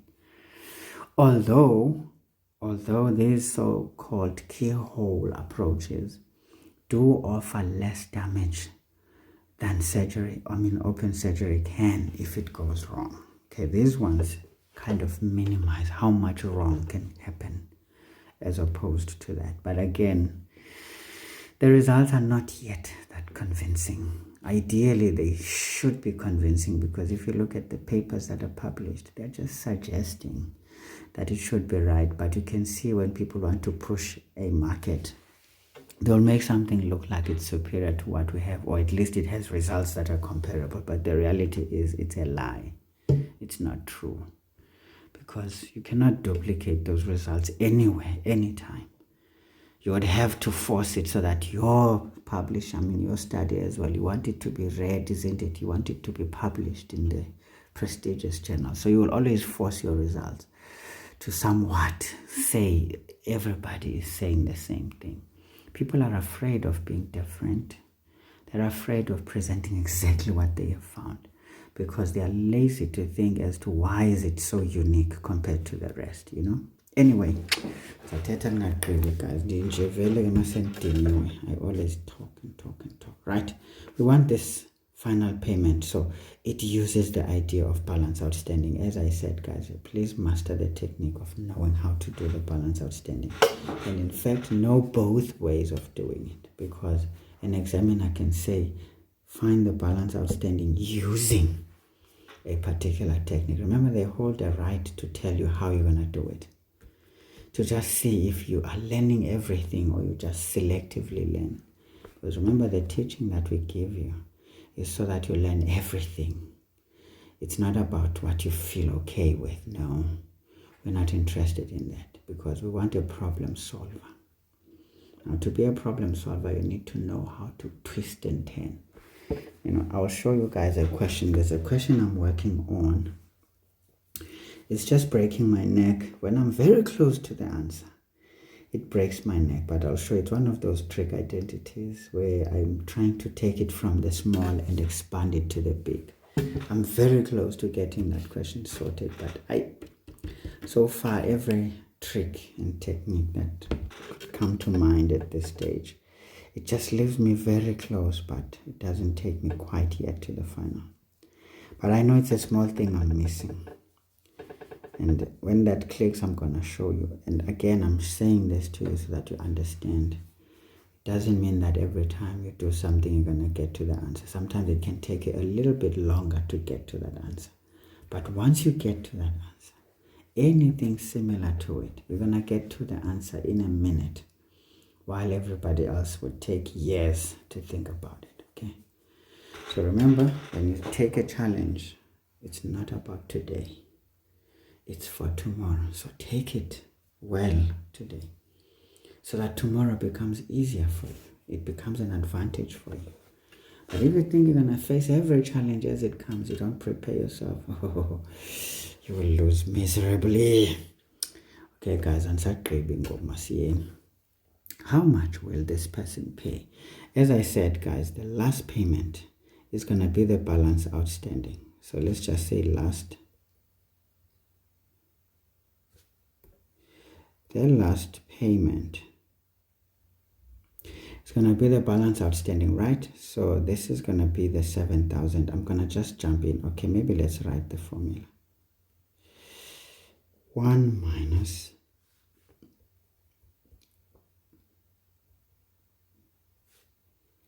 all divided by I, right? But remember, we said this thing is going to accumulate interest, compound interest for just one term. But again, you can just write n here, because at first it's just a formula. So that would be the last payment.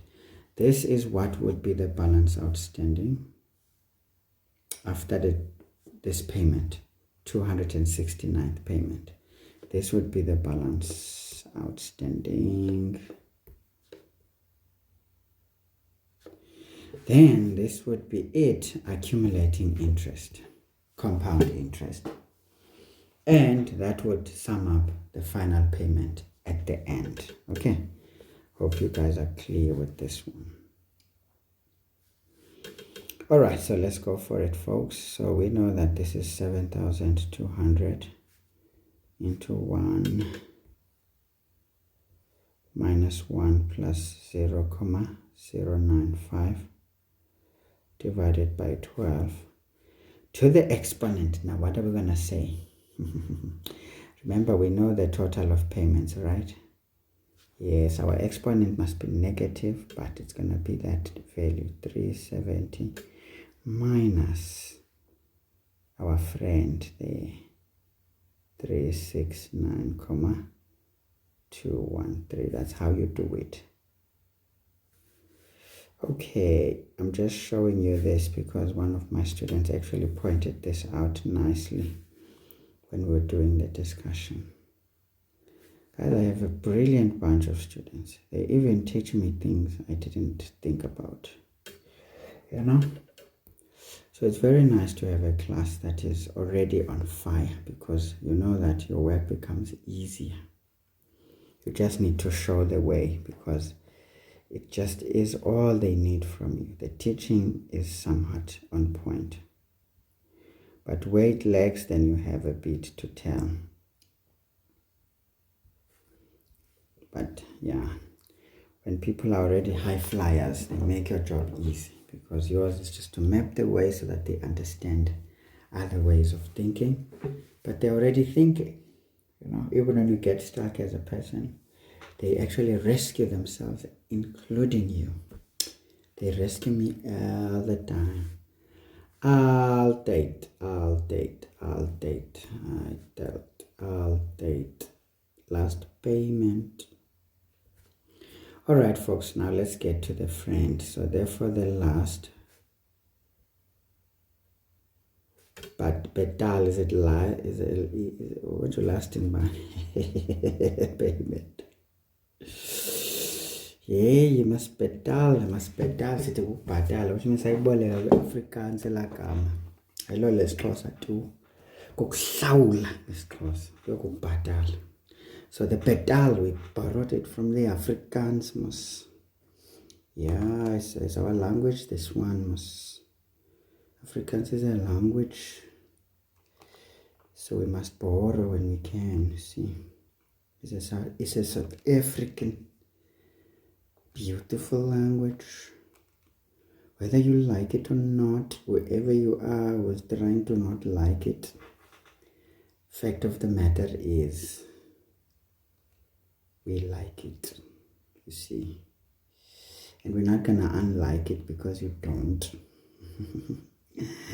So you might as well just love it too, together with us, the likes of those who just won't care. Anyway, guys, thetha nje nonsense njengangoku because andikwazi nokuyithetha loo language sendizenza ngathi phofu ke akunceda uba andinamsebenzi nongakwazi uyithetha, right? Ungakwazi uyithetha doesn't mean anything. Effect of the matter is I love it. So 1538 3 sikiza. You see, incinci la mali, very small. Iphuma incinci impela. That's the one. That's the one. Can you see, guys? That payment is really small.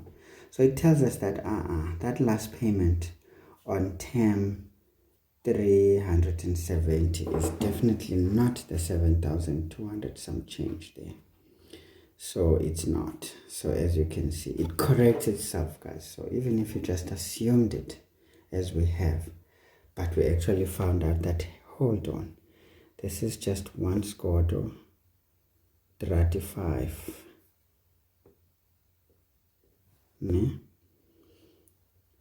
36 cents. Can you see? And we know that this is 370, term 370. Okay, all right, okay. So I hope you guys have enjoyed that lesson, because sometimes that question is quite popular. I would beg you guys to really know how to do it. It's a popular question to say, calculate the last payment. And as you can see, it is very linked to our balance outstanding. Okay, folks, again, as you can see, the importance of the timeline and also the importance of knowing how to get the business done. All right, so please, guys, don't lose these marks when you see these questions. As I can tell you, you can even twist the very question you just solved. In fact, I would beg you folks, after solving questions like this, think of other questions that can be asked in the same context. Or think of how you could stretch these questions to yet more questions, you know.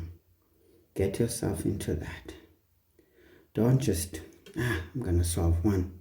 Yes, at first you want to do that because you want to build your rhythm. You can solve what has been asked, you go on. But keep track of what you've done. At the end, when you're feeling yourself and you've seen some different questions along the way, go back to some very earlier questions, for example, and just find yourself some questions and say, for example, here we did calculate some things. Could you feature some of the questions that you have here on the next one? How would you create a scenario of a scaled question? That way you start to become a person who can get into the mind of the creator of the questions. And in fact, that improves how you respond to questions, because you quickly understand what someone is going to when you can think of creating. But if you don't think of creating, you'll always be wondering, what were they thinking? What is going on? What does this mean? Sometimes when there's an error, you can even see where the error is, As you can see sometimes in some of the videos, when there is a mistake somewhere, you will see what the assumption should have been or what should have been the correct thing. And in fact, how to correct for it in the future. Because if you see that question with an error, it stands a chance to come back now corrected. Be very, very, very, very careful. Otherwise, folks, that was a very nice and tasty. Okay, we did not do the calculation. This one, that one, definitely that one, and this one, okay, and this one, and then of course here we're gonna say the general substitutions just to give the marks their the things. So that's literally how I would see this work. Maybe 4 marks should have been okay. I think 5 marks was too much, but it's not bad. Anyway, easy 17 marks, of course, if you know what to do. If you don't know what to do, okay guys, this is the last one. Let's rush through it quickly. I'm tired now. Can you see, guys, just 4 questions takes us 2 hours. Imagine when you don't prepare well, how difficult this is going to be for you. All right.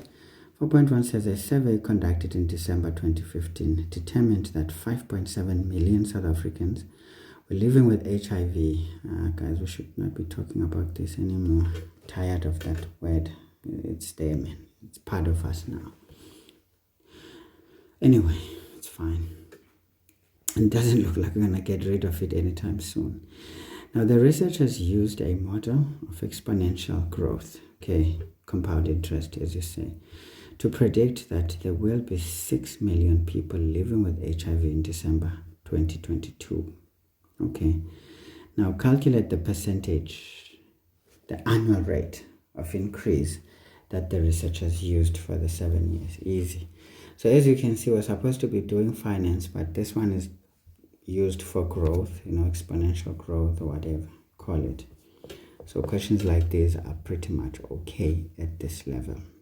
The application of sequences and series, the geometric series. Right.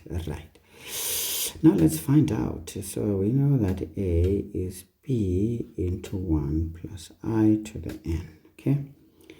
So we are told that it went to 6 gorillas, right? From 5 gorillas and 700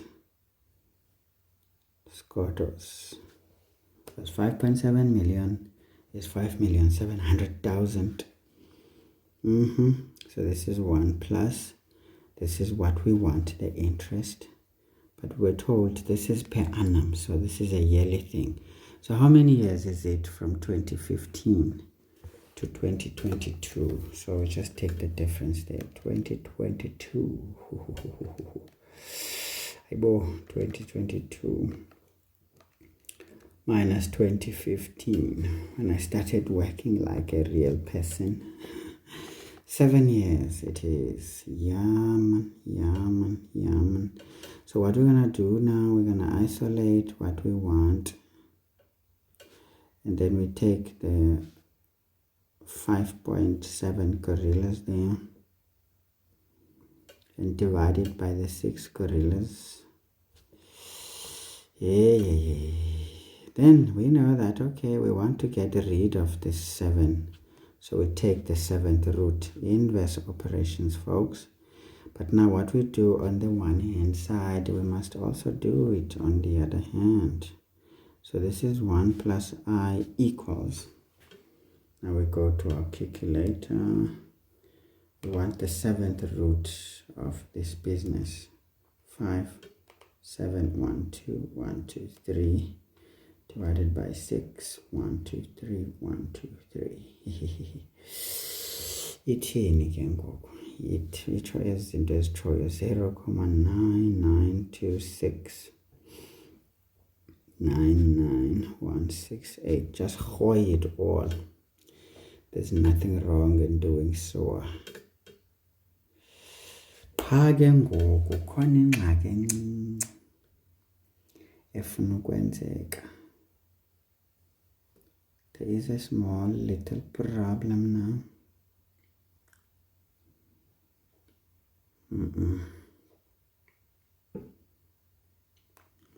I don't like it.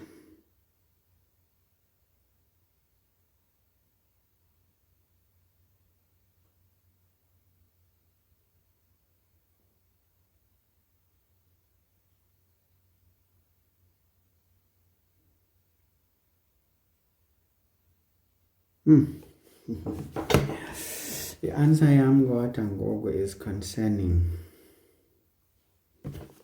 Maybe I did something wrong.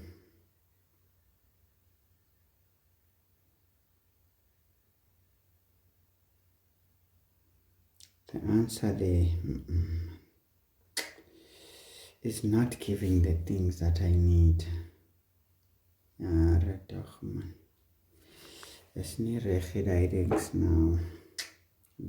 57. Divided by 6. 1, 2, 3. 1, 2, 3. This is 19 over 20. This one, we're taking the 7th root of 19 over 20. Something doesn't make me happy with this calculation because the answer I am getting is not nice, you see.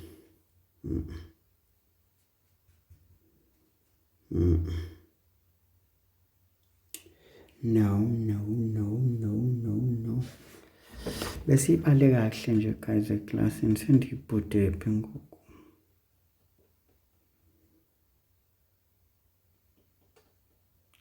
Aish.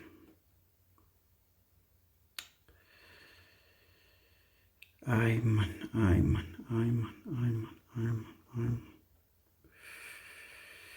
He's abusing me. Oh, ndireversile. Yarekta off. You see,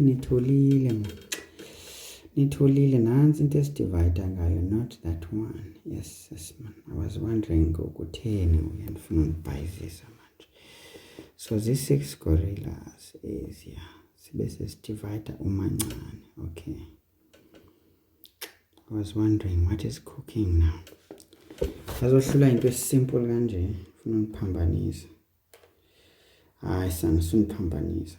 Avumelekanga ukuphambanisa abantu abadala, yabona.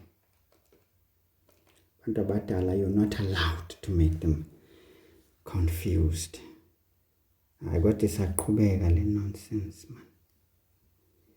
Le nonsense isaqhubeka man. Hayi man, yabona yengoku. Hayi ke ngoku. Kaloku ayikwazi uba ibe njalo. It's like it's not making sense. Ay. Asen celebrate inyongo. Hayi guys, abana ngoku yanibhayisela le nto lena. Kodwa bendike ndayibala le maths but inje ngoba inje ngizayithini na. What am I gonna do?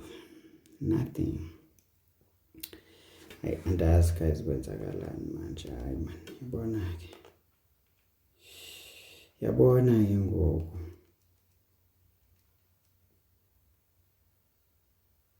Hayi. Andazi man, andazi. Kwenzeka into endingayithandi nansi man le nto lena. Thuthi ndibalezwa ngiqalanga ayisendiniwe ke manje. Okay guys, I just did my own things which I don't know what they were. I reversed numbers and positions. Now I know I have reached the ceiling for the night. It's just that I don't have sleep now. I've been unwell these past few days. So I've been sleeping at the wrong times. Now I don't have sleep. And this is killing me. Okay, now this makes a bit of sense. Alright, so this implies that our I is gonna be this whole thing. Okay.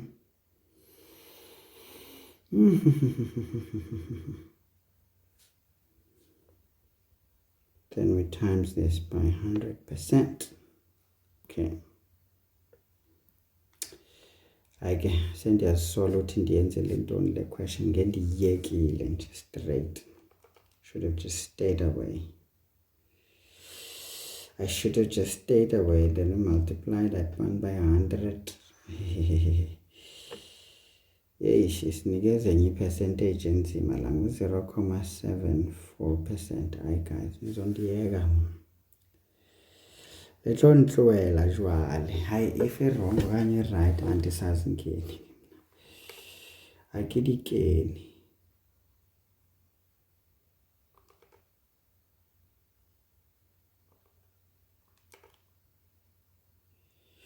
Yeah, but I think it's correct. It's correct, yeah. It's correct. Right, so I'm feeling a bit, you know, yeah. The gymnastic is mark worthy and the final answer. Okay, guys, let's just finish this thing. So that's the answer. 4.2 says Shimi invests 4 gorillas into an account, earning an interest at 6% per annum, compounded monthly. I like to hear that. Now Shimi withdraws 30,000 per month. Her first withdrawal is exactly 1 month after she deposited the 4 gorillas, right? How many withdrawals of this amount will Shimi be able to make? Okay, this is one of those questions. Can you see, guys? This was 2023. Those who did their job. A question like this came, I think, was it the finals of last year? Yeah, I think so. And even in the May June exams, something similar came. So those of you who take seriously these little things and practice as well, you know that you have an advantage in the exams. Okay. But if you don't, I did. I think also this year, May, June, question like this came. So can you see it was asked before, actually. And many of you want to watch things happen. You don't do things yourselves. Yes, it's good to watch to expand your knowledge, but you've got to make sure though that there's a part where you do, okay? So of course, ulomntwana lona uyifakele mali exactly at T0, right? Because we invested ovula le account and it. So this is the 4 gorillas here. Exactly at T1. Then lo mntu lona wavela qonda ayi mina ndizithathele imali yami ndiyi-enjoy. So this is 30,000. And she's gonna continue to do it until Jesus comes. We don't know how many years that is gonna be, but as I said, we can assume that she will take 30 scooters at the end. But if that's not the case, this thing is gonna correct itself, because the how many part is already gonna tell us. If that thing has a decimal, it means the last one is not 30,000. Okay, so let's see. This one is at 6% per annum compounded.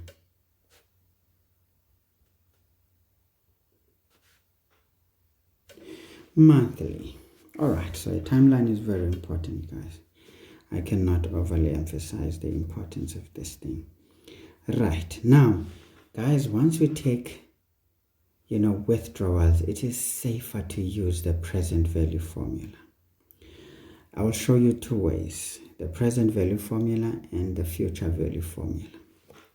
You choose yours, because a question like this, as I said, can be pitched with a specific instruction as to how you're going to solve it. So please know both ways. First, the easiest is to treat this as a loan and consider these 30,000 as payments into the loan. So this is going to be x into 1 minus 1 plus I to the minus n, all divided by I, okay? So we've got our 4 gorillas is equal to, now we treat those monies that we take as the actual payments, okay? 1 minus 1 plus, now that one is going to be 0.06 divided by, we said monthly, so this is 12 to the exponent minus n, all divided by 0.06 divided by 12. So papa, now we know that, guys, we are interested in n. We know that our n is going to be minus the log. Our base, you know almost the drill. So it's going to be 1 plus 0.06 over 12. Our number, you know almost is going to be our friend there. 1 minus this friend. So it's going to be the 4 gorillas multiplied by the interest there. Then we divide by the 30 squares. So we know that our n masiqale simbone buvele njani. Uvele hleka nokuvele kwatile. Okay, so this is minus the log. Our base is 1 plus 0.06 over 12. Our number is 1 minus 4, 1, 2, 3, 1, 2, 3, to 0.06 over 12, all divided by 30,000. Okay, so let's see. You see this one, it says 220,271 to just 3 decimal places. Of course, sometimes when you do these calculations, just keep all those decimals sometimes, especially for a calculation like this one that we were doing here. Please sometimes preserve all those little decimals that you got so that the amount is quite accurate. But if you kept 3, it's going to be good enough. Right, so this is the amount. Can you see there's a decimal, meaning the last payment, the last withdrawal here is going to be less than 30,000. So she will take exactly 220 30,000 because that's the question. How many withdrawals of that amount? We can say therefore n is going to be 220 because now we are specific as to what we're looking for. But if we just decided how many withdrawals in general, it's going to be 221 withdrawals. But the last one not being the usual 30,000. Okay, so that's the way we can do it. So present value formula, so we can say general substitutions, the stuff there, the answer, how many marks there? 5.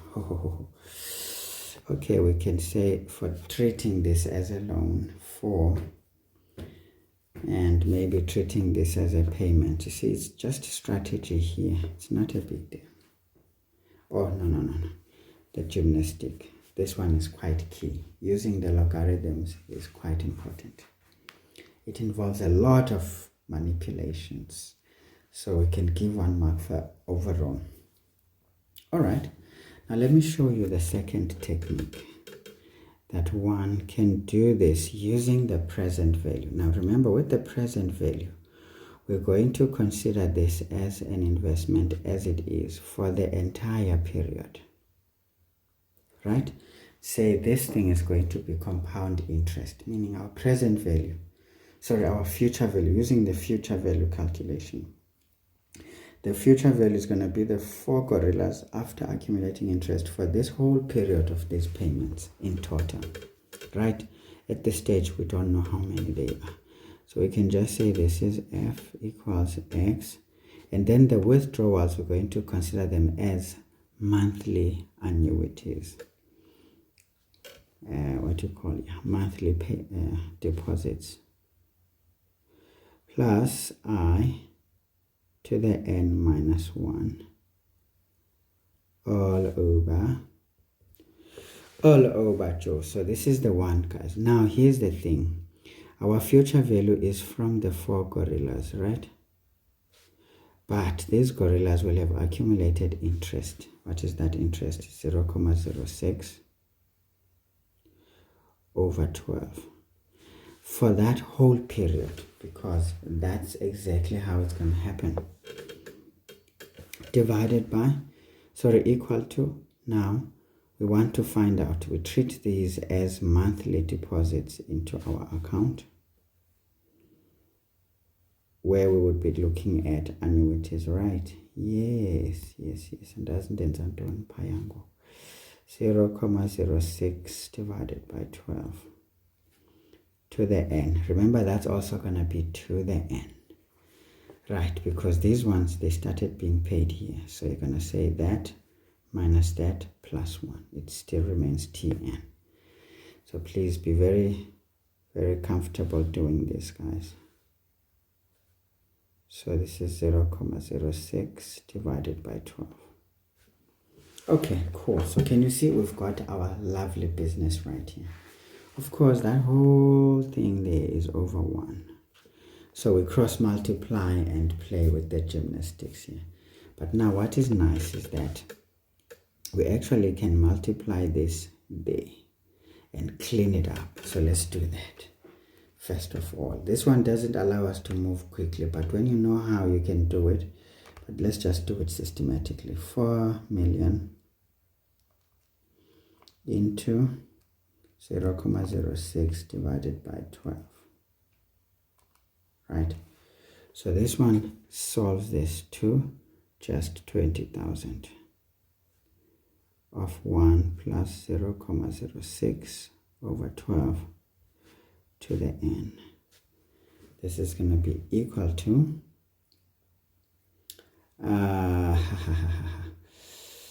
okay, let's just leave it like this. So this one we need to, goodness, okay, so this one, guys, forces us, I mean, we could easily divide by this, you know, but there's no need. Let's just FOIL this out. It's going to be 30,000 into 1 plus 0.06 divided by 12 minus, when we multiply there again, it's going to be 30,000. Of course, there's many approaches, folks, but what works, works. Now remember, these are like terms. So we can move them one next to the other.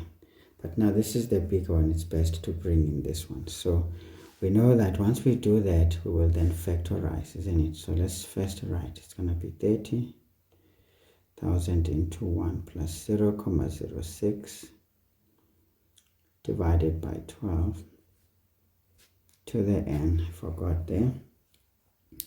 Then we're going to subtract that 20,000 to the 1 plus 0.06. I'm just taking you through this nicely, guys, so that when you are forced in this direction, you don't make mistakes. This one will be transposing to the other side. It becomes positive.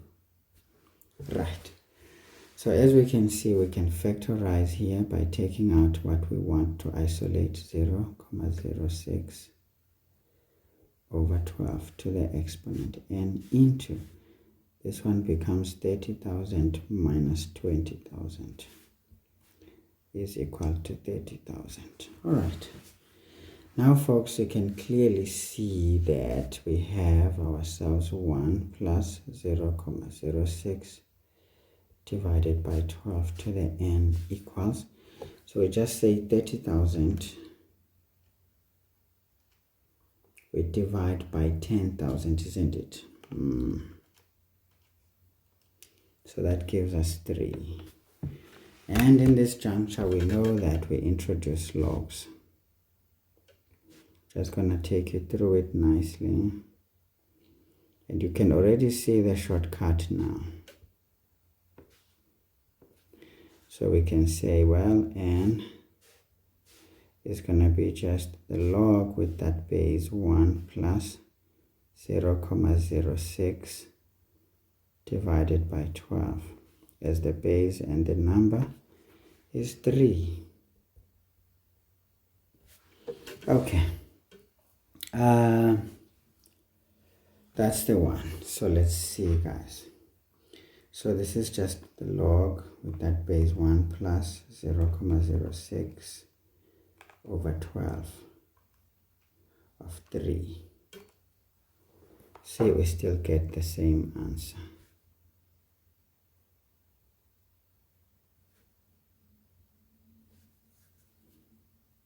Now remember, we were asked the actual number of n. N here was the 30,000, so it's going to be the whole number.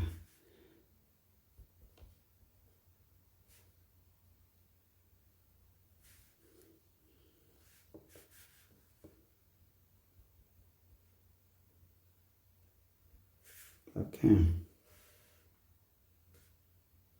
So this is when we actually apply a lot of logic into things. As you can see, this approach is a bit labor intensive, but at the end of the day, I just had to take you through the gymnastics. Now, guys, if you just want to say for example, from this step,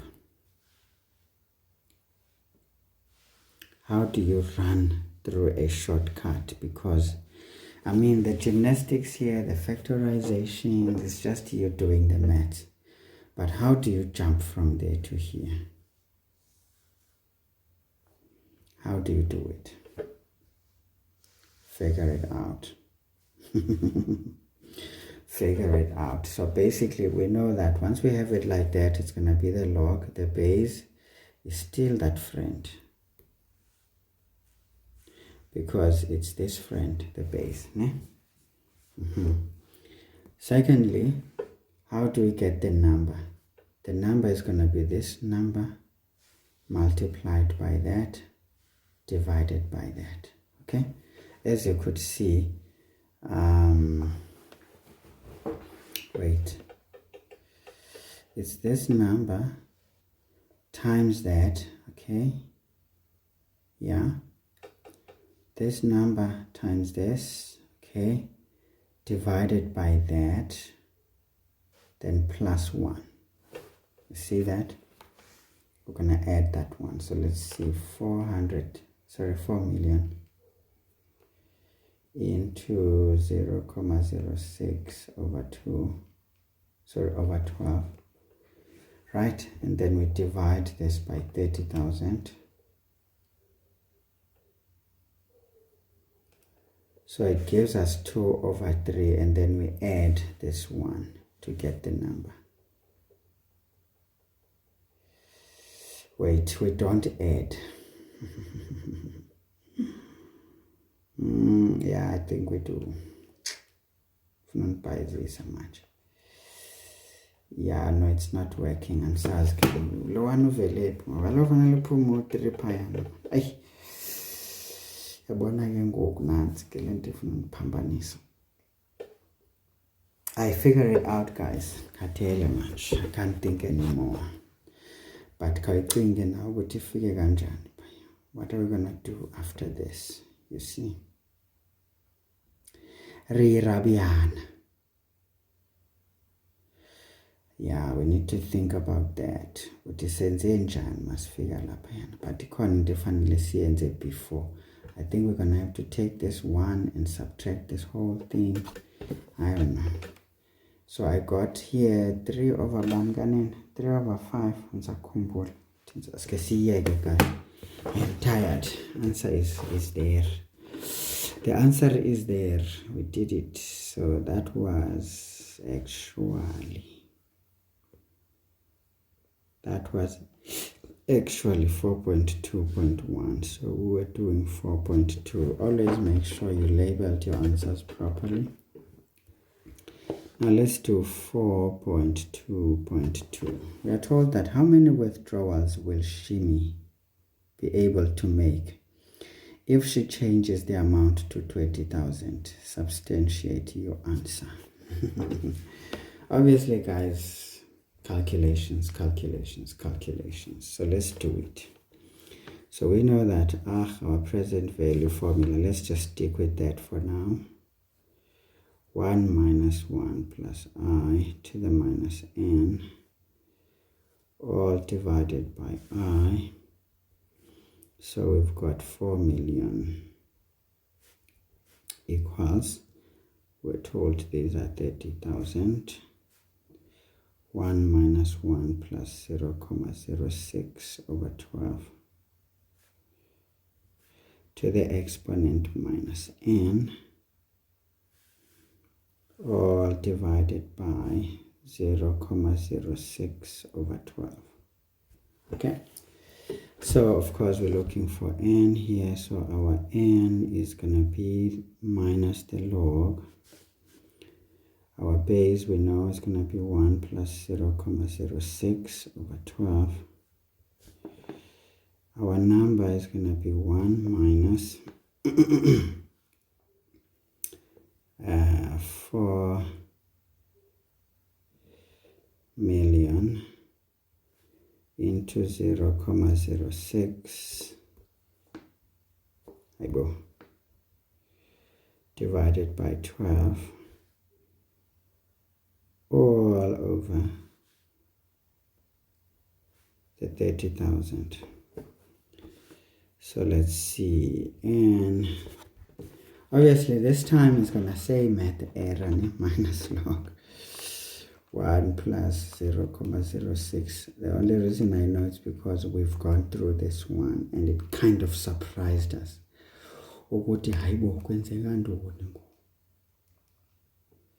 Saphinda sanyikanyika sichimba senze ezomqalethu kanti man, it's all good. Kanje, it's highlighting something we were not aware of. Sorry guys, we were told that this changes to 20 scored. Sorry.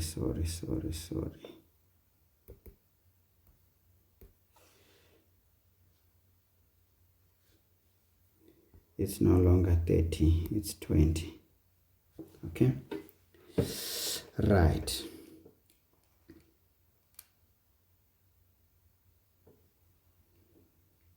Now what you will see is that it says math error.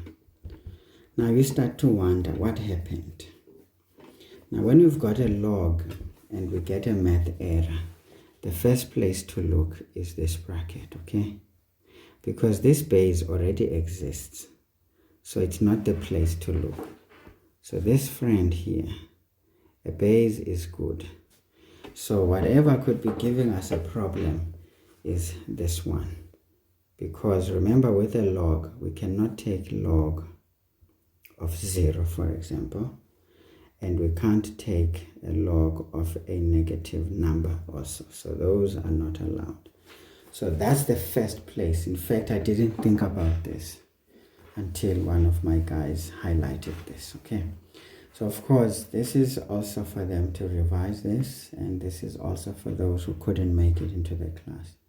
And of course, the wider audience, you see.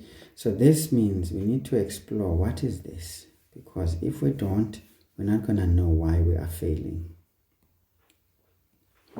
Right, so we know that this is minus the log of 1 plus 0.06 over 12. So sometimes the maths will always help.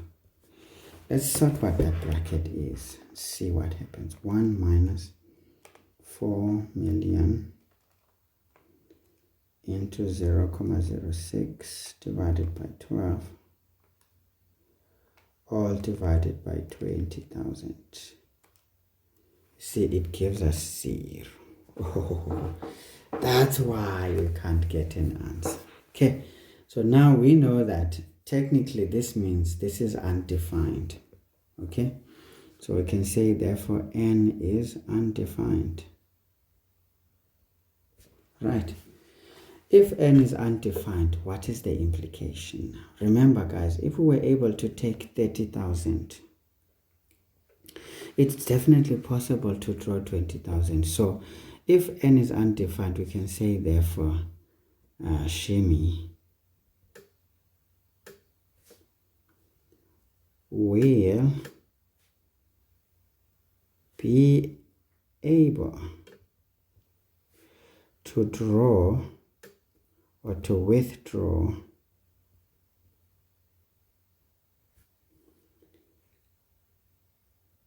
$20,000 indefinitely. Definitely. I'm going to definitely. Right. Now, that's just the idea. Organ, you can just say we'll be able to draw 20,000, but the period cannot be, the number of them are not defined, but number of them is not defined. Right? So this bracket, guys, it's an option.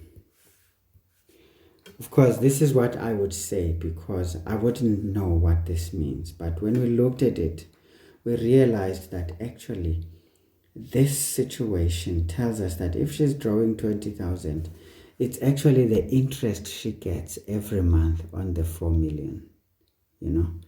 So if she keeps taking the interest, it means the 4 million will keep creating the interest every month, and then she just takes the interest. And then every month she just takes the interest. And you can prove it by just calculating that 4 million into 1 plus 0.06 over 12 to the exponent 1. What is that? It's going to be 20 squared. Right? Yes. So the answer is 20 squared. So technically it means the withdrawal amount is equal to the interest that gets added every month. So in essence, that would be a nice thing, don't you think? If you can establish what the economy is all gonna do, and you can predict, maybe if there was a case like this, you just put this money, you could get this money every month until you die while your 4 million is still seated there. I wish for such a situation, you know. Yeah, I wish for such a situation. I would work hard to maybe raise about 100 million and then do this, because then that would give me a lot. So technically that is the story, guys. So I wasn't aware of this at all. So one of my students actually pointed this out, which was very interesting. I didn't think about it. So this is already suggesting, guys, that when you get 0 for this bracket, it means whatever you are taking is equal to the interest you are earning every month on your principal. So this means you can take money forever. So this is a very, very interesting question, actually. Very interesting question. All right, guys, let's finish up. So how many marks are we supposed to score here? Just 3. Okay. So basically, I do think this gymnastic is key. And to say either here or there, I don't know. To say this is undefined and then maybe explain. But remember, this bracket here is an option. You either say that, or you can say this statement at the end and say that she will be able to draw this amount indefinitely. Because we know logically, if you could take 30,000, you definitely can take 20,000. And if you take 20,000, obviously it means you can take it forever if we can't define it. It just tells you that it's going to go on forever. Because our answer is possible. But obviously, if we wanted to take a bigger amount, perhaps that would not be possible. I don't know, whatever. But then it turns out that this is the reason for the business to be the case. So it already tells us what is cooking. All right, guys, enough about this question. But I found this question very interesting. And I would say, please don't forget this question, because it can come back in the next exam in a very, very, very tasty manner. Maybe not exactly this way, but then perhaps in a way that would perhaps choose the other direction. So think about it. But again, it can come in the same manner. But maybe the numbers changed and stuff, and the scenario changed a bit. You never know. All right, let's do the 4.3, guys, and call it. I'm tired, but I just wanted to make sure that we have a long video on financial maths so that you guys at least have enough. Of course, this is just to scratch the surface. Yours is to do the rest, isn't it? Okay. So I told you Astrid opened a savings account with a single deposit of 1,000 on 1st of April 2022. She then makes 18 monthly deposits of 700 rands at the end of every month. Okay, cool. Her first payment is made on the 30th of April 2022, and her last payment on the 30th of September 2023. Now the account earns interest at 15% per annum compounded monthly. And then it says determine the amount that should be in her savings account immediately after her last deposit. Now this one is wrong because it said 30 September. So I don't know. There's too many misprints on this document. So be aware of that. Okay. As I said, trace this back to 2023. I'm sure you will see the actual questions. Then you will start to see where the misprint is here. So of course, this person opens an account with the single deposit on April. So that would be T0. So this one is putting down 1 scored. Right? And then after that, she then makes 18 monthly deposits of 700 rands at the end of every month. Her first being on the 30th of April. Mind you, we opened it on the 1st of April. So that means exactly a month later, she's putting down 700 rands. So I don't know, Astrid, if it's a guy or a girl, but I'm going to think it's a girl. So this is 700 rands. It's a woman, maybe. That's the proper one. And then she's going to continue until the 30th of September. And we're told these are 18. So this is for 18 terms. Okay. Again, one can count. How many months is it from? One can count how many months is it from April 2022 until September 2023. It's how many months? Of course, it's going to be 12 months on April the next year. Then we've got May, June, July, August, September. That's 5. So 12 plus 5 is 8, 17. Delivered by 1st Kanen is going to go all the way to the end of April. So yeah, plus 1, that's 18. Yeah. Okay, so this one is cool. Ngamisa neminwe pha kwi-exam. Yabona nami ndimisa iminwe apha ndiyabala. So ungacingela uba asobhala i-exam, you're not supposed to stand your fingers to calculate. If you think being fancy is going to benefit you, you will fail, bafethu. Being fancy is all good, but it's not a must. A crude technique, being mechanistic at best, is actually much safer. All right, folks, so we are looking for this one. Again, this is one of those questions, guys, where we've got a combination of that amount being a lump sum for that whole period of 18 periods, and considering this as an annuity of some sort for that period as well. So to find out how much money will be in this account is as good as just saying the accumulated amount is going to be the compound interest of our first lovely installment plus a future value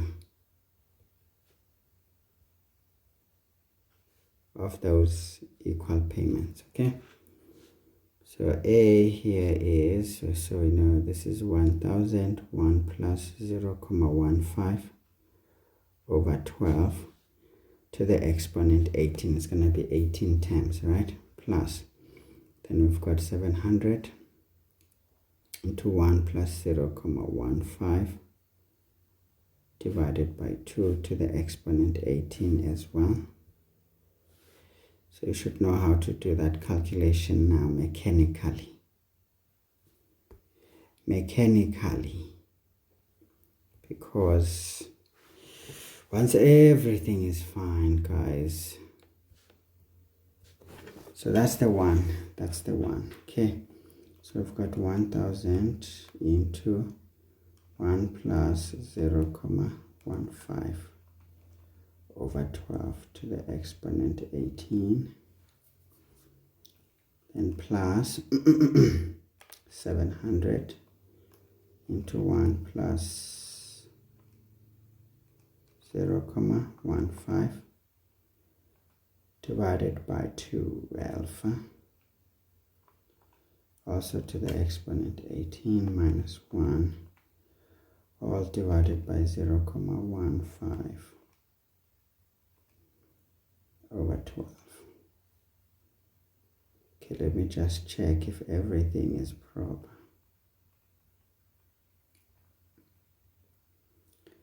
It's easy to not get it right. Okay, everything looks proper.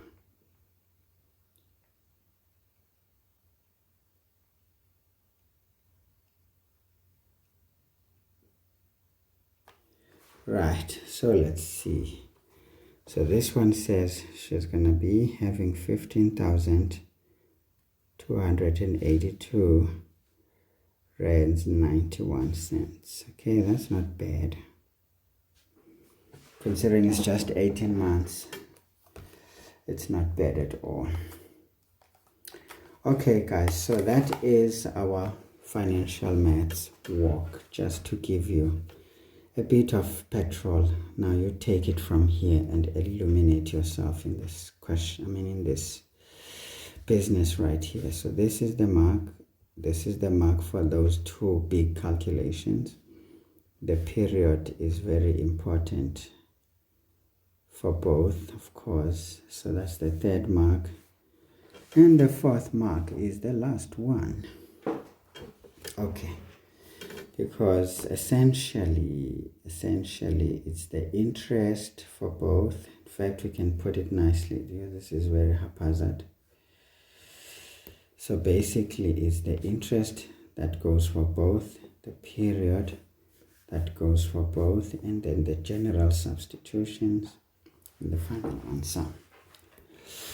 Alright, so that would be a very tasty and quite challenging 15 marks. Of course, there's only one question that would have twisted your neck. But if you know your maths very well, you would know that when you get an error, be like, okay, if I have a log, where do I look if I see an error in a log? Because, of course, the first time you would think you made a mistake. But the second time around, you'd know, hold on, there's something wrong here. So where do you look when you've got logs? Look at the number of which you are taking the log. Then remember the restrictions. So yeah. Anyway, guys, I hope you enjoyed the video. Of course, this was more of doing the same thing that we did in the class for those who attended. But as you can see, there were some amendments, and at some point you'll find some explanations a little bit better the second time around. So don't shy away. Don't shy away. But those who missed it, this was the class that we had, guys. So please, you can do those three. In fact, I don't know why I didn't want to, just do these three, guys. Do them. Fresh Start, Ooskap, and KwaZulu-Natal. Do these ones. If you are not able to access our group, if you're not part of the group, you can just comment your answers in the comment section. I will respond if they are correct or not, and maybe explain where there's a need. But if you are one of those who are in the group, so you know where to send your frustrations, we will attack those as a whole. All right. Otherwise, please attend also, guys. There will be a class. Of course, by the time you see this video, we'll have had our class already. But we will still have a class on Friday. Okay. Although I'm on duty, if I'm not that busy, I will try to perhaps have a few questions that may be of a higher grade. Yeah, I'll try to look for those higher grade questions so that we can tackle them just to finesse this whole thing. And you guys can go and practice and make yourselves as perfect as you can. Yeah, I hope you liked the video, and I hope you've learned something. Otherwise, let's see each other next time. Bye-bye.